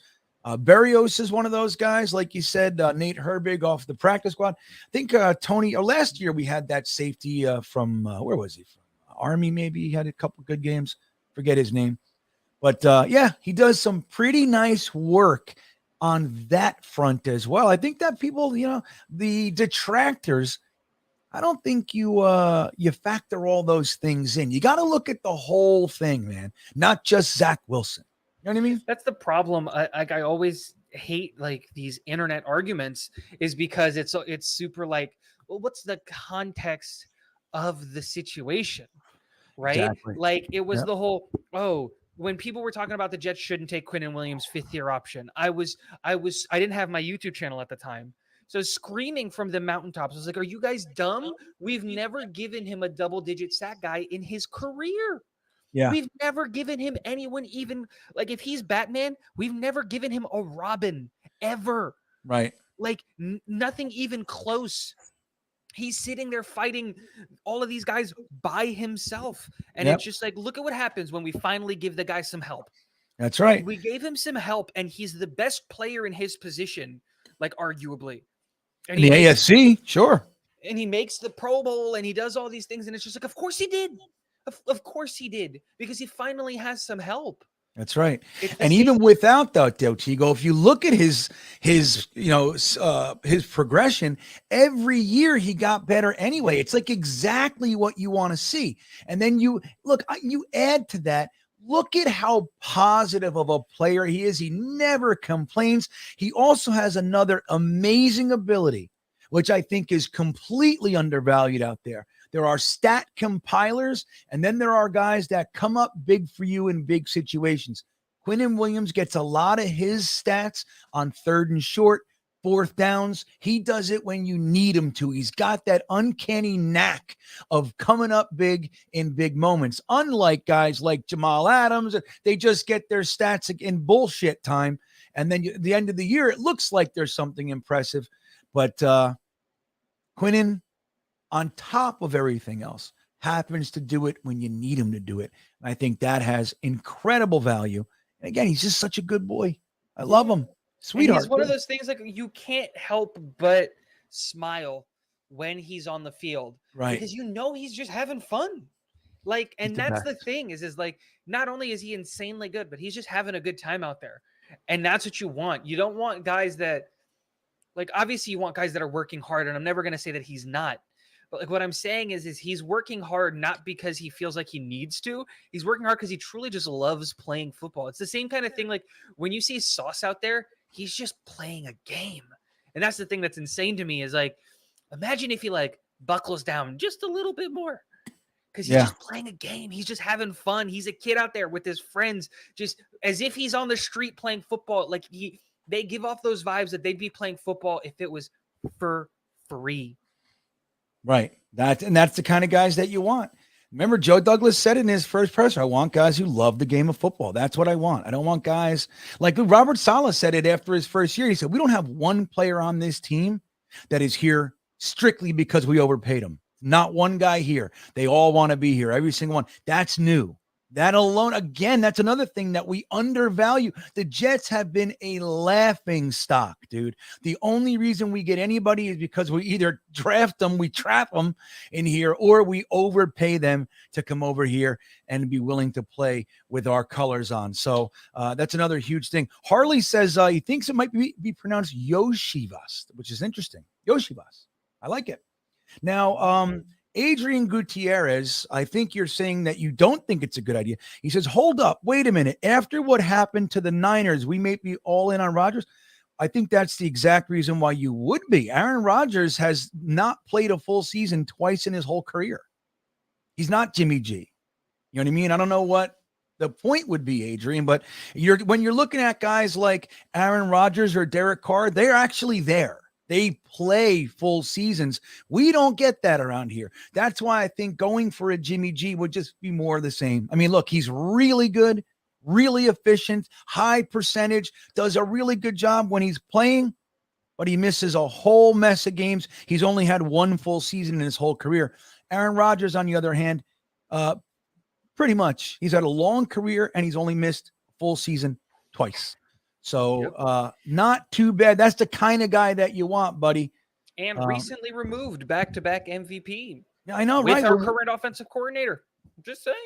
Yeah, right. That's not a bad point, right, Tigo? Just saying. He's 1 year removed from back-to-back league MVPs with the guy that we hired as offensive player. There's a lot there. There's a lot of meat on that bone. Yeah. Revolution, I love what you're doing there, but how do you even know I've ever gotten a COVID shot? So you don't know shit, man. So stop it. Stop fishing. There's no reason to fish. That's not here. Do it somewhere else, right? But I love you. I love your name. I love you, but cut it out. You don't know what I did. You don't know if I did or didn't. You don't know nothing. There he is. All right, so we're going to end it. We got 61. Oh, it's tied. Oh, but it's 61, so it's an odd number. It is. It's 60. Well, look at this. 31-31, the guard and the wide receiver. But right on the heels is 28% for Matt Turk. This is the closest one all night. Poor Byron Young. He's out. He's out. Where is it?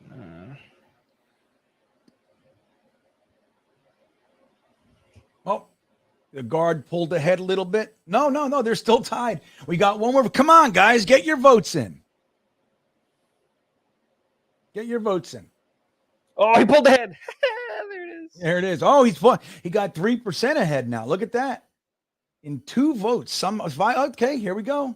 It's happening.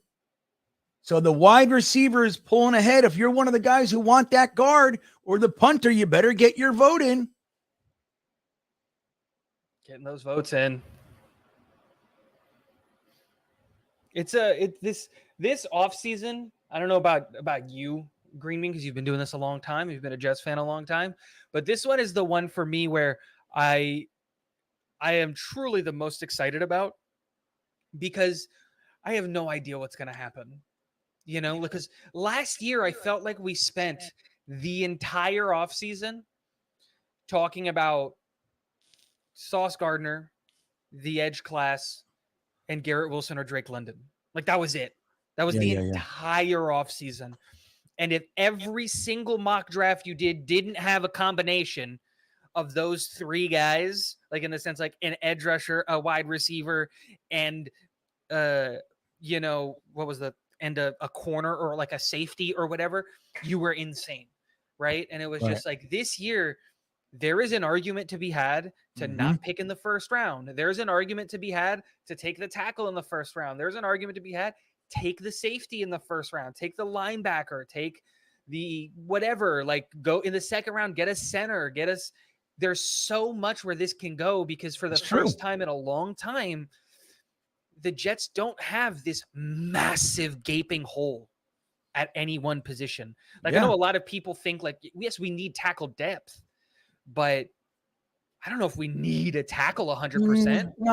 I'm with you. I'm like 90% with you, but I do think depending on what happens with an Aaron Rodgers, I think tackle is an absolute priority. Like we cannot go into the season depending on Mekhi Becton. I'm rooting and I have all the faith. He's 23 years old and all that stuff. Like I want Becton to make it and be our guy and all that stuff.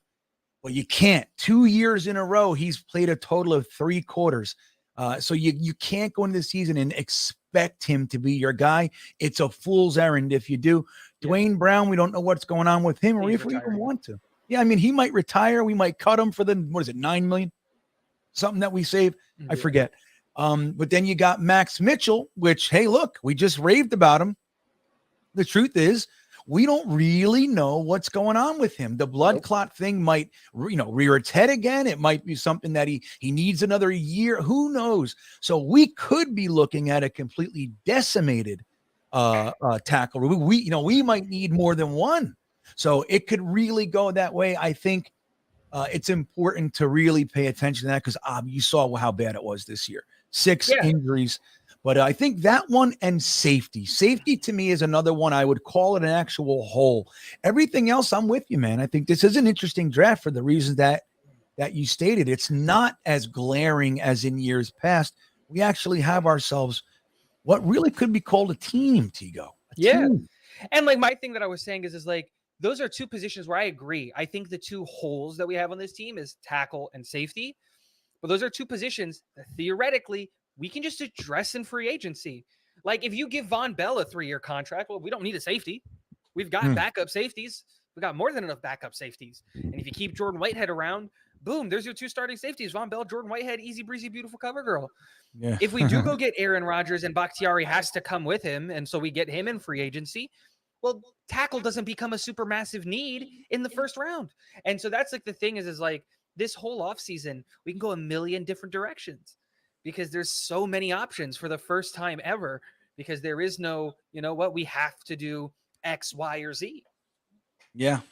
I mean, honest to God, I could see them going a few different ways. Like really, I could see them going real O-line heavy. I could see them, like you said, like maybe bringing in a very specific tackle and kind of maybe a late rounder or something. I could see them bringing in numerous safeties. I could see them ignoring linebacker. I could see all sorts of interesting ways that we can play this. I think a lot of it depends on what we do and, with our quarterback, of course. Yep. But I think, it's an exciting year. All right, guys, I'm going to end this right now. We got 82 votes. I know the wide receiver loses it. But hey, we get ourselves a guard. So ain't nothing wrong with that. Nope. Oh, you see the Colorado shirt? There, you like that? Yeah, this was a gift when I was out in Colorado a year and a half ago. All right, where did he go? Who the hell did I say we're getting again? Let me see. Oh, yeah, here he comes, and that is our draft. So let's go ahead. We'll take a look now. Before we do, we're going to compare it. We're going to give letter grades to our division rivals, Tigo, okay? Oh, no, I needed to do that first. We're not going to do that, everybody. I can still do it, but let's look at ours first. Okay, so here's our draft. You cannot forget, we used our 13th overall pick on a Hall of Fame quarterback that plays every game of the year, 1 year removed from back-to-back MVPs with the offensive coordinator that currently works for the New York Jets. Yep. We got Aaron Rodgers. Then we followed that with John Michael Schmitz, the top-rated center in the entire draft class. Then we followed that with Christopher Smith, Some people's favorite safety in the whole draft. So that's a nice one out of Georgia. DeMarvion Overshown linebacker. Looks like we might not have been able to re-sign everybody that we wanted to. So we backfill it with Overshown coming right in out of Texas. We got a nice big space-eating animal. 350 pounds, Keandre Coburn out of Texas. Oh, look at that. 2 guys. They're teammates. That's not bad. Yep. I like when that happens. Then we followed that with offensive tackle Jackson Kirkland out of Washington. And then we wrapped it all up with our 3rd offensive lineman in the draft, Aki Ogunbayi out of Texas A&M. So let's get your letter grades in here, guys. Tigo, you first. What's your letter grade? There's 3 picks that I am in love with. And that's the John Michael Schmitz pick, which is a pick that I want to happen, whether we sign McGovern, whether we don't sign McGovern, whether we bring. I want John Michael Schmitz. Keandre Coburn, I love this pick. Big space-eating defensive tackle, 6'2", freaking 350 pounds. The guy he's exactly what you want up the middle on 3rd down, or on 1st and 2nd down. I'm sorry, not 3rd down. Hey, Tigo, hold that thought 1 second. I just want to acknowledge, I want to say hello to our good buddy, Jake Assman, stopping by. He says, we need to win this Super Bowl. Really? No, what? Why you want to shoot for that? I just want to get a 10-win seed. That's all I want. Remember, like last year, we're talking, all I want is 7 wins. That's all. Now, all I want is 10. We have Super Bowls. That's for the big boys. I'll never be that. You think we got to, is that your hope too? Super Bowl? You like Jake? You want to shoot for the stars? Well, I always want a Super Bowl. Of course. Right? Like, I'm not going to say no to a Super Bowl, but like, it's more about just, I don't know. I just want to be relevant again. That's right. Well, here's the thing, Tigo, we get Aaron Rodgers.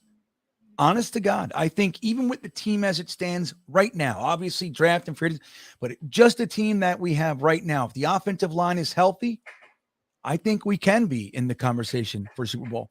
I love it. Jake, thank you for stopping by, my good friend. Give us a letter grade for our draft. What do you think? Okay, so Tigo, you were midway through where you were on Overshown, I think, right? I was on Coburn. Here he is. I love me some Coburn. I'm not the biggest Overshown fan. Just this reality of it.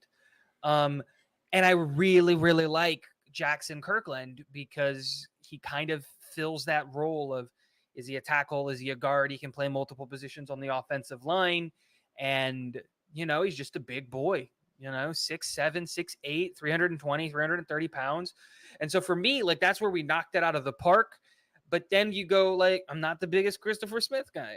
That's just me at safety. Yeah, right. Like I said, with DeMarvion Overshown, if I had to give a letter grade, we're probably looking like a B-. Because, like, I'm not mad. If this how it played out, I'm not mad at it. No, John Michael Schmitz is an A+ pick for me. Coburn's an A+ picks for me. Jackson Kirkland is a B- pick for me. And it's just like, even Christopher Smith and DeMarvion Overshown are Bs. The only pick I don't agree with is the Aki Okunbiyi. I would have taken the wide receiver here, but like, with how many injuries we just had on the offensive line, take more offensive linemen. Do it. Yeah. So what's your overall grade? A B-. B-. All right. Not bad. Jets 830 coming in with a B+. Adrian Gutierrez coming in with an A+. Wow, I'm surprised. Good shit. Gitmo Bob with a C+. Jordan Victor checking in. Big fan of this draft with Rodgers, A-. Mike B says B+. Squirmy Weasel gives us an A. Harley gives us a B+. Revolution Now gives us a solid B. Jin Pak with the A. Harley changes it to B+. Not a solid. It's not at the most solid B+. He's in that range. What do you call, like, in on your math 86? Test? 86, right? Isn't that what that would be? Okay. Money Mitch is coming in with a B. AC says Jets fans are bad company. I like it. I like what you're doing there. That was well done. Aurora with the B. What is it? Euphoria says we got Rodgers, A-. I know you can't understate that one, man. Jason's. Hold on. What is that? Dude, this is an iPhone 8 that is somehow Siri is talking to me. Super What is? fun. I'm telling you, man, I hate it. I hate that we've just accepted that our phones listen to us now, and All I can't. of the time. I can't stand it, dude. Like we just said, oh, okay, fuck it. Like we were all freaked out when we first heard it. Oh my God, your phone's just listening to you. We put Alexa in our house and they're just listening to us in our most private of scenario, and we're just fine. Yeah, but I get to know. But now they tell me when Old Navy's having a sale. That's so much better. Yeah, it was funny because, like, obviously I have a Jets YouTube channel, and like she asks about it, like my wife asks about it, and so like we'll have those conversations. And she was talking about how like we've been having a lot more conversations about like football recently because she started watching at the end of the season with me, which sucked because like that's when we sucked and I was sad. But she started watching, and so we started having more conversation because she like knows players' names. She has a couple of jerseys that I bought for her, and she's starting to like remember things because I'm attracting her with the storylines of these players, like the Jermaine Johnson story she fell in love with. So he's one of her favorite players just because of the story of like he went to JUCO and then he went to Georgia and then he left Georgia to go to Florida State, and now he's a first round pick and he bet on himself, and that's a great story. And we were talking, she's like, I hate it because now all of my stories and all of my recommended videos on Instagram are just football stuff. Yeah. And they're funny football things that I can actually understand now because like we talk about it, but it's just like, this is not what I want to see. This is not what I signed up for the app for, but we talk about it so much. It's so funny. And I'm just like, well, sorry. Now, I'm going to tell your wife she should follow me because I put up some funny reels for the Jets, man. Every day I do it. So I'm going to have to show you guys one real quick before we get out of here. But I know that's such a funny thing. My wife the other day, my wife's from Baltimore. She's a Ravens fan, like a real one. And the other day we were talking about the Jets and she said, we. Well, when we do, she goes, I said, I got him. It's happening. She's like, oh my God, I really did that. I said we. She's like melding into the fray. So Slim gave us an A-. Braden, our buddy from New Zealand, says, hey, I like it. Nice. I like that too. Harley N says, A-Rod and Schmitz make it an awesome draft. I agree. Now, Twisted, I would generally agree with you, but I'm going to tell you something here. Number one, like Tigo was saying, we're talking about a guy that is 1 year removed from back-to-back league MVP. And dude, you could say it was a down year for him. He had 37 and change 100 yards. He had 2 to 3 to 1 touchdowns to interceptions. Like he was still way up there, man. Best Jets quarterback in decades with just his last year's performance. So again, I get it. I'm with you. I with it. But then you look at Tom Brady going down to the Bucs. You think they regret that one? You think they regret Peyton Manning going over to the Broncos? Now I know that you can say Russell Wilson, you can even try the Deshaun Watson thing, but Matt Stafford worked out for dude. This is a tried and true method. We got ourselves a team. Aaron Rodgers is an exceptional quarterback at the end of his career. So that's what I got for you. And the other thing to take into consideration with the whole down year for Aaron Rodgers, remember that he is also 1 year removed from losing his biggest weapon that he had been playing with for like the last 6 years. And his offensive coordinator team. And his offensive coordinator that people fail to realize was in charge of their red zone. It seems to be a LaFleur family trait to suck in the red zone. Because they went from being league average in the red zone, like in red zone efficiency, to just as bad as the Jets last year. They're not good in the red zone. Green Bay is. And that's because they lost Nathaniel Hackett, the person that was in charge of their red zone efficiency. That's the thing. And it's his pure talent that enabled them to even do what they did. I mean, he lost everything. Like he said last year, he was grumpy and he said, look, my body hurts. I'm old and I'm surrounded by children. Like that's such a poignant comment. It's like, right, that all of his weapons, they were all rookies. Like he's like, what am I looking at here? So you have all that going on. And again, he still threw for 3,800 yards and a whole bunch of touchdowns. With a messed up thumb. Yeah, right. We heard him. So Gitmo Bob, thank you for checking in and throwing that. We couldn't think of his name. Elijah Riley was the guy from Army that he had a moment. He had his 15 minutes for sure. Yep. We had a little bit of hope for him. Jim Pox says all these players and Rodgers, this is an A. Alexa, whip zap. Yeah, Alexa, fix Zach Wilson. Oh, Hey, can you Siri. imagine if that was easy? Oh, she went on. Is Zach Wilson a good quarterback? What is she? I hope she says no, just for the lulz. Is Zach Wilson a good quarterback? You'll need to connect to the internet first. I'm not on the internet yet. You're still listening. Okay. She's saving all of the things that you're saying to That's send it, it to man. Apple later. I've been listening. I put her on. I was going to use the camera the other day. And I guess it's still on. Jets 8:30. Yeah, exactly. Tell Siri to shut the hell up. Let's see. Boo, love you, GreenBean. Thank you, Money Mitch. Your old lady to come. I know, poor lady. I tried to make my son a Ravens fan when he was a little kid. I did. Consciously, we bought him Ravens onesies and all kinds of shit. I tried to make him a Ravens fan. He wasn't having it. He was in, that was 2009 and 10 too. It was like exciting years. So I'd bring him to the South Florida Jets fan club to watch the game. And he was like captivated as like a 3-year-old. He was in. But poor kid, he's a diehard Jets fan. I couldn't help it. Adrian Gutierrez says, hey, that's right. I agree with that. Okay, here we go. Good call. Good start. Mike Beho Jets fan. That's hilarious. What does he say? All right, you're messing with my phone. Siri was in. Oh, really? That's funny.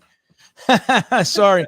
All right. Well, I'm going to give you my letter grade, and then we'll take a quick look. Again, we'll take a gander at how our division rivals did very, very quickly. We won't spend too much time on it.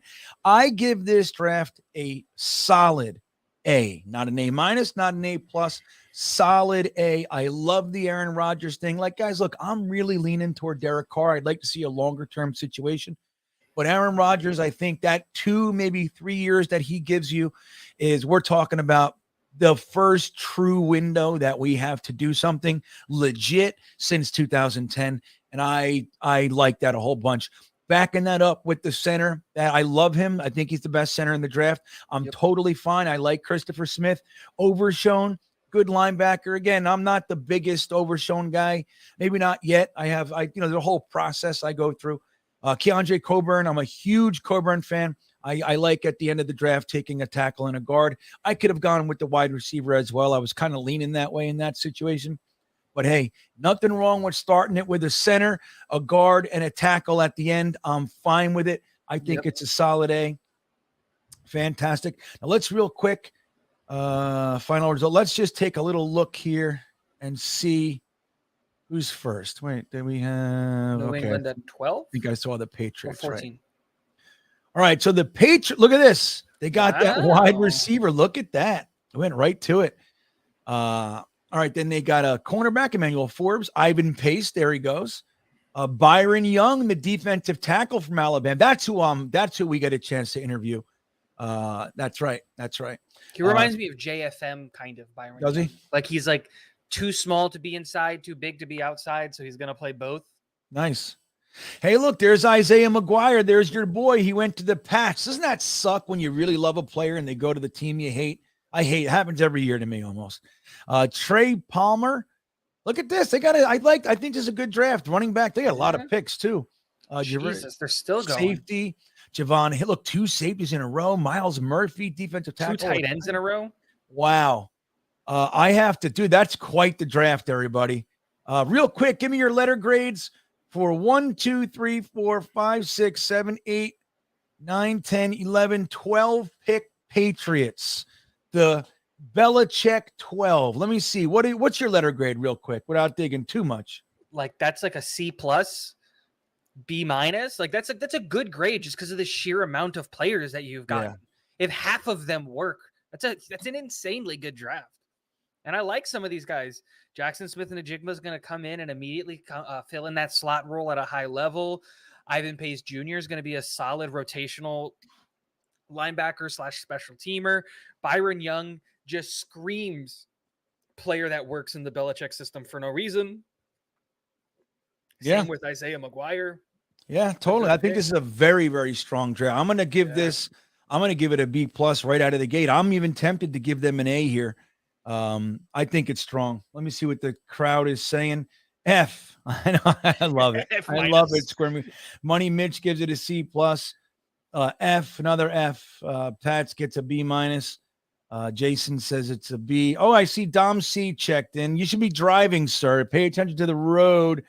He says, just food for thought. Overshown has only played 30 games in his entire life as a linebacker, was converted safety, played safety his first 2 years in college. That's a very, very important point. There you go. So you're getting a guy that still has his upside to achieve. He's just getting started. So maybe he's the steal of the draft for the New York Jets. Adrian says you can't win a Super Bowl without MVP. Well, you can, but it's harder. All right. So, okay, we got some B's. We got Dom C says, hey, Monts, right. I'm with you, man. This is a great draft. It really is. I mean, how the hell did they get so many picks? See, they get comps every year. That's what they do. We got to start getting in that game. I talked about this in one of my videos where it's just like, this is where good teams, like, this is why you can go into this F them picks mode and trade 13 for Aaron Rodgers, because like next year we're going to lose players. We're also going to get a bunch of 3rd, 4th, 5th, and 6th round picks because like people are going to start stealing our guys. Yeah. Like if we go back-to-back years with 2 top 5 defenses, Jeff Ulbrich is going to get an interview to be a head coach somewhere. Yep. Right? Like, isn't that how it works? If you're just really good for 2 years under a relatively good team, so like he's gonna get a look. What if he gets hired? That's a comp pick. Well, and the thing is, even this year, I mean, we have approximately, I would say, anywhere from 5 to 7 free agents that could legitimately get signed before the comp window closes. Legitimate, you got McGovern and some other guys. If that happens, and so if let's say we lose 5 undrafted free agents and a few of them get really nice contracts, like McGovern's going to get top of the pay scale for center, in my opinion, who maybe not. Yep. But and then we only sign 3 in that window. 4, then we get a comp pick or 2, and it might even be as high as a 3rd round pick. We have to start getting in on that side of thing. The Patriots and the Ravens, dude, how do you think they had 6 4th round picks last year? Because they are always okay with losing guys and having the pipeline guys refill.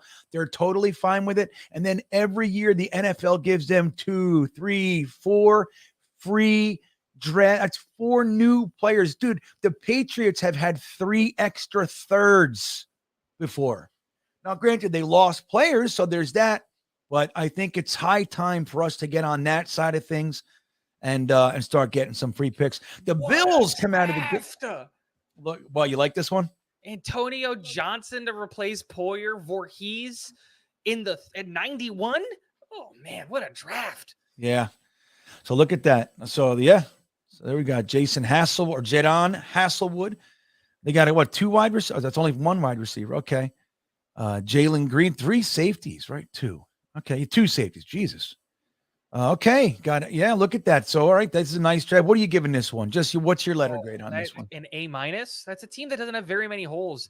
They got arguably the second best safety in the draft, Zach Charbonnet, that's immediately going to come in and contribute at a high level to that running game. Andrew Voorhees is going to be their starting left guard if they take him. This is a great draft. Okay. Just in those first 3 picks. Love it. I'm going to give it a B+ myself. I like Gitmo says, looks like they're retooling, they're reloading their defense. They're going to lose some dudes this year. I think Poyer is the first on the list. Yep. They're not going to be able to keep him back, like bring him back into the money. They can't. They've done a great job. I mean, look, they've kept the core of this defense in particular together for 5 straight years. In some cases, 6. It's got to start crumbling. It has to, at least to some. You got, whether or not the backfill, the pipeline guys do just as good a job as, remains to be seen, but they have to start losing some of these guys. It's impossible. The Josh Allen contract is starting to pick up steam. Like, that's the thing. That's what's going to happen. It's going to start carrying a bigger cap hit, and Stephon Diggs isn't cheap. And so this is just like you said, the pipeline guys are going to have to step up. And this is where, like, I keep seeing a lot of people like, oh, well, we should give Jordan Poyer like the Jordan Whitehead contract. And I'm just like, one, he would probably take that, and that'd be a great signing. He's 31. He's already gotten his big money contract. Maybe he's ring chasing. And yeah, well, that's it. Right, man. And then you look at, the Bills in particular, their defensive line, dude, they have all like 1st round caliber draft picks, even like Rousseau, Ed Oliver, and on and on. It's like, dude, you can't all these guys are going to be getting top money, and you just can't keep them. And that's the thing. Like, they're missing their window right now, man. They're blowing it, and I love it. Tickles me. We got makes me super happy. Got some Fs, got some A's, got some Fs, got some A's. Look at this. F minus. I love the F minus. Yeah, F minus. Chode, what's up? Chode gives it an F. Jason says B plus. It's 8:30 checking in. B plus. But an A plus for choking. There it is. I love it. All right, we got one more. Let's see what the Dolphins do. Remember, they lost their first round pick for tampering with Brady, but somehow, yet again, Brady gets no penalty. They even protected him and let him take a week off when the Dolphins were playing the Bucks in preseason. I mean, it's the shadiest damn thing in the world. It's another thing I can't believe that we're okay accepting it. I just can't fucking believe it. The Dolphins lose a draft pick and somehow Tom Brady doesn't even get talked to. There's nothing. And they let him take a week off for personal reasons when the media was all there with the team he was tampering with. Why is he not included? You know what I mean? Why doesn't he get a damn for, And how did no one follow up with him at all? Because they're not allowed to. They're not allowed to, dude. I'm telling you. The NFL said, no. If you do that, you're losing your press credentials. I'm telling you, something happened. There's no way. Not one person was interested in it. Come on. There's Cody Mauch going to Denver. Come on, where the hell is the fucking Dolphins? There they go. Yeah. Look at the Dolphins. Okay, I missed it. So they got offensive tackle Darnell Wright, a tight end Luke Musgrave, Caillou Blue Kelly, cornerback out of Stanford, DeMarco Hellam, safety out of Alabama, and Corey Durden, defensive tackle out of North Carolina, NC State. So what do you think of this one? I don't love this one as much. D plus. D plus. They got one player that's really going to contribute to their team, and that's Darnell Wright. Like, that's it. It's a very underwhelming draft, but that's what Miami does. Is just underwhelming drafts. Yeah, I'm with it. I'm with you there. I'm giving it a D. This is a D draft every day of the week, unless those guys somehow end up being steals or something like that. I think it's terrible. All right. Well, there it is. He says, look, don't even grade this one. All right. Well, listen, I'm going to show you guys something. This is why Tigo's wife should follow little old GreenBean. Let me see us tonight. Thank you all for your contributions. But most of all, let's give our friend Tigo a little round of applause. Say, hey, all right. Thank you for hanging out with me tonight, Tigo. I really do appreciate it. You got anything you want to let anybody know you got coming up or anything? Nothing big. It's just the regular scheduled content and programming, kind of like big news stuff. And I'm going to start going into more of my, like positional breakdowns and evaluations of my players and who do I think I like and I don't like, and who are steals, who are bad players, who are people overrating. And so I'm just really excited to get into all of this draft coverage, especially with the Senior Bowl happening. Incredibly jealous of both, obviously, you and Dom being able to go and talking to all these guys. And I cannot wait to hear all of the stories and all this stuff, because that's just such a cool moment and a cool thing to have happen.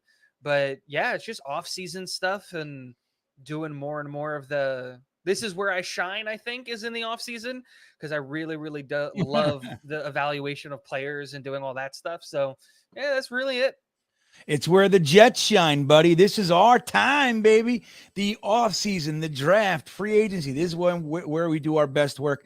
But again, let's go over and give Talking Jets with Tigo our support. Give them subscribe and maybe a little thumbs up and likes and things like that.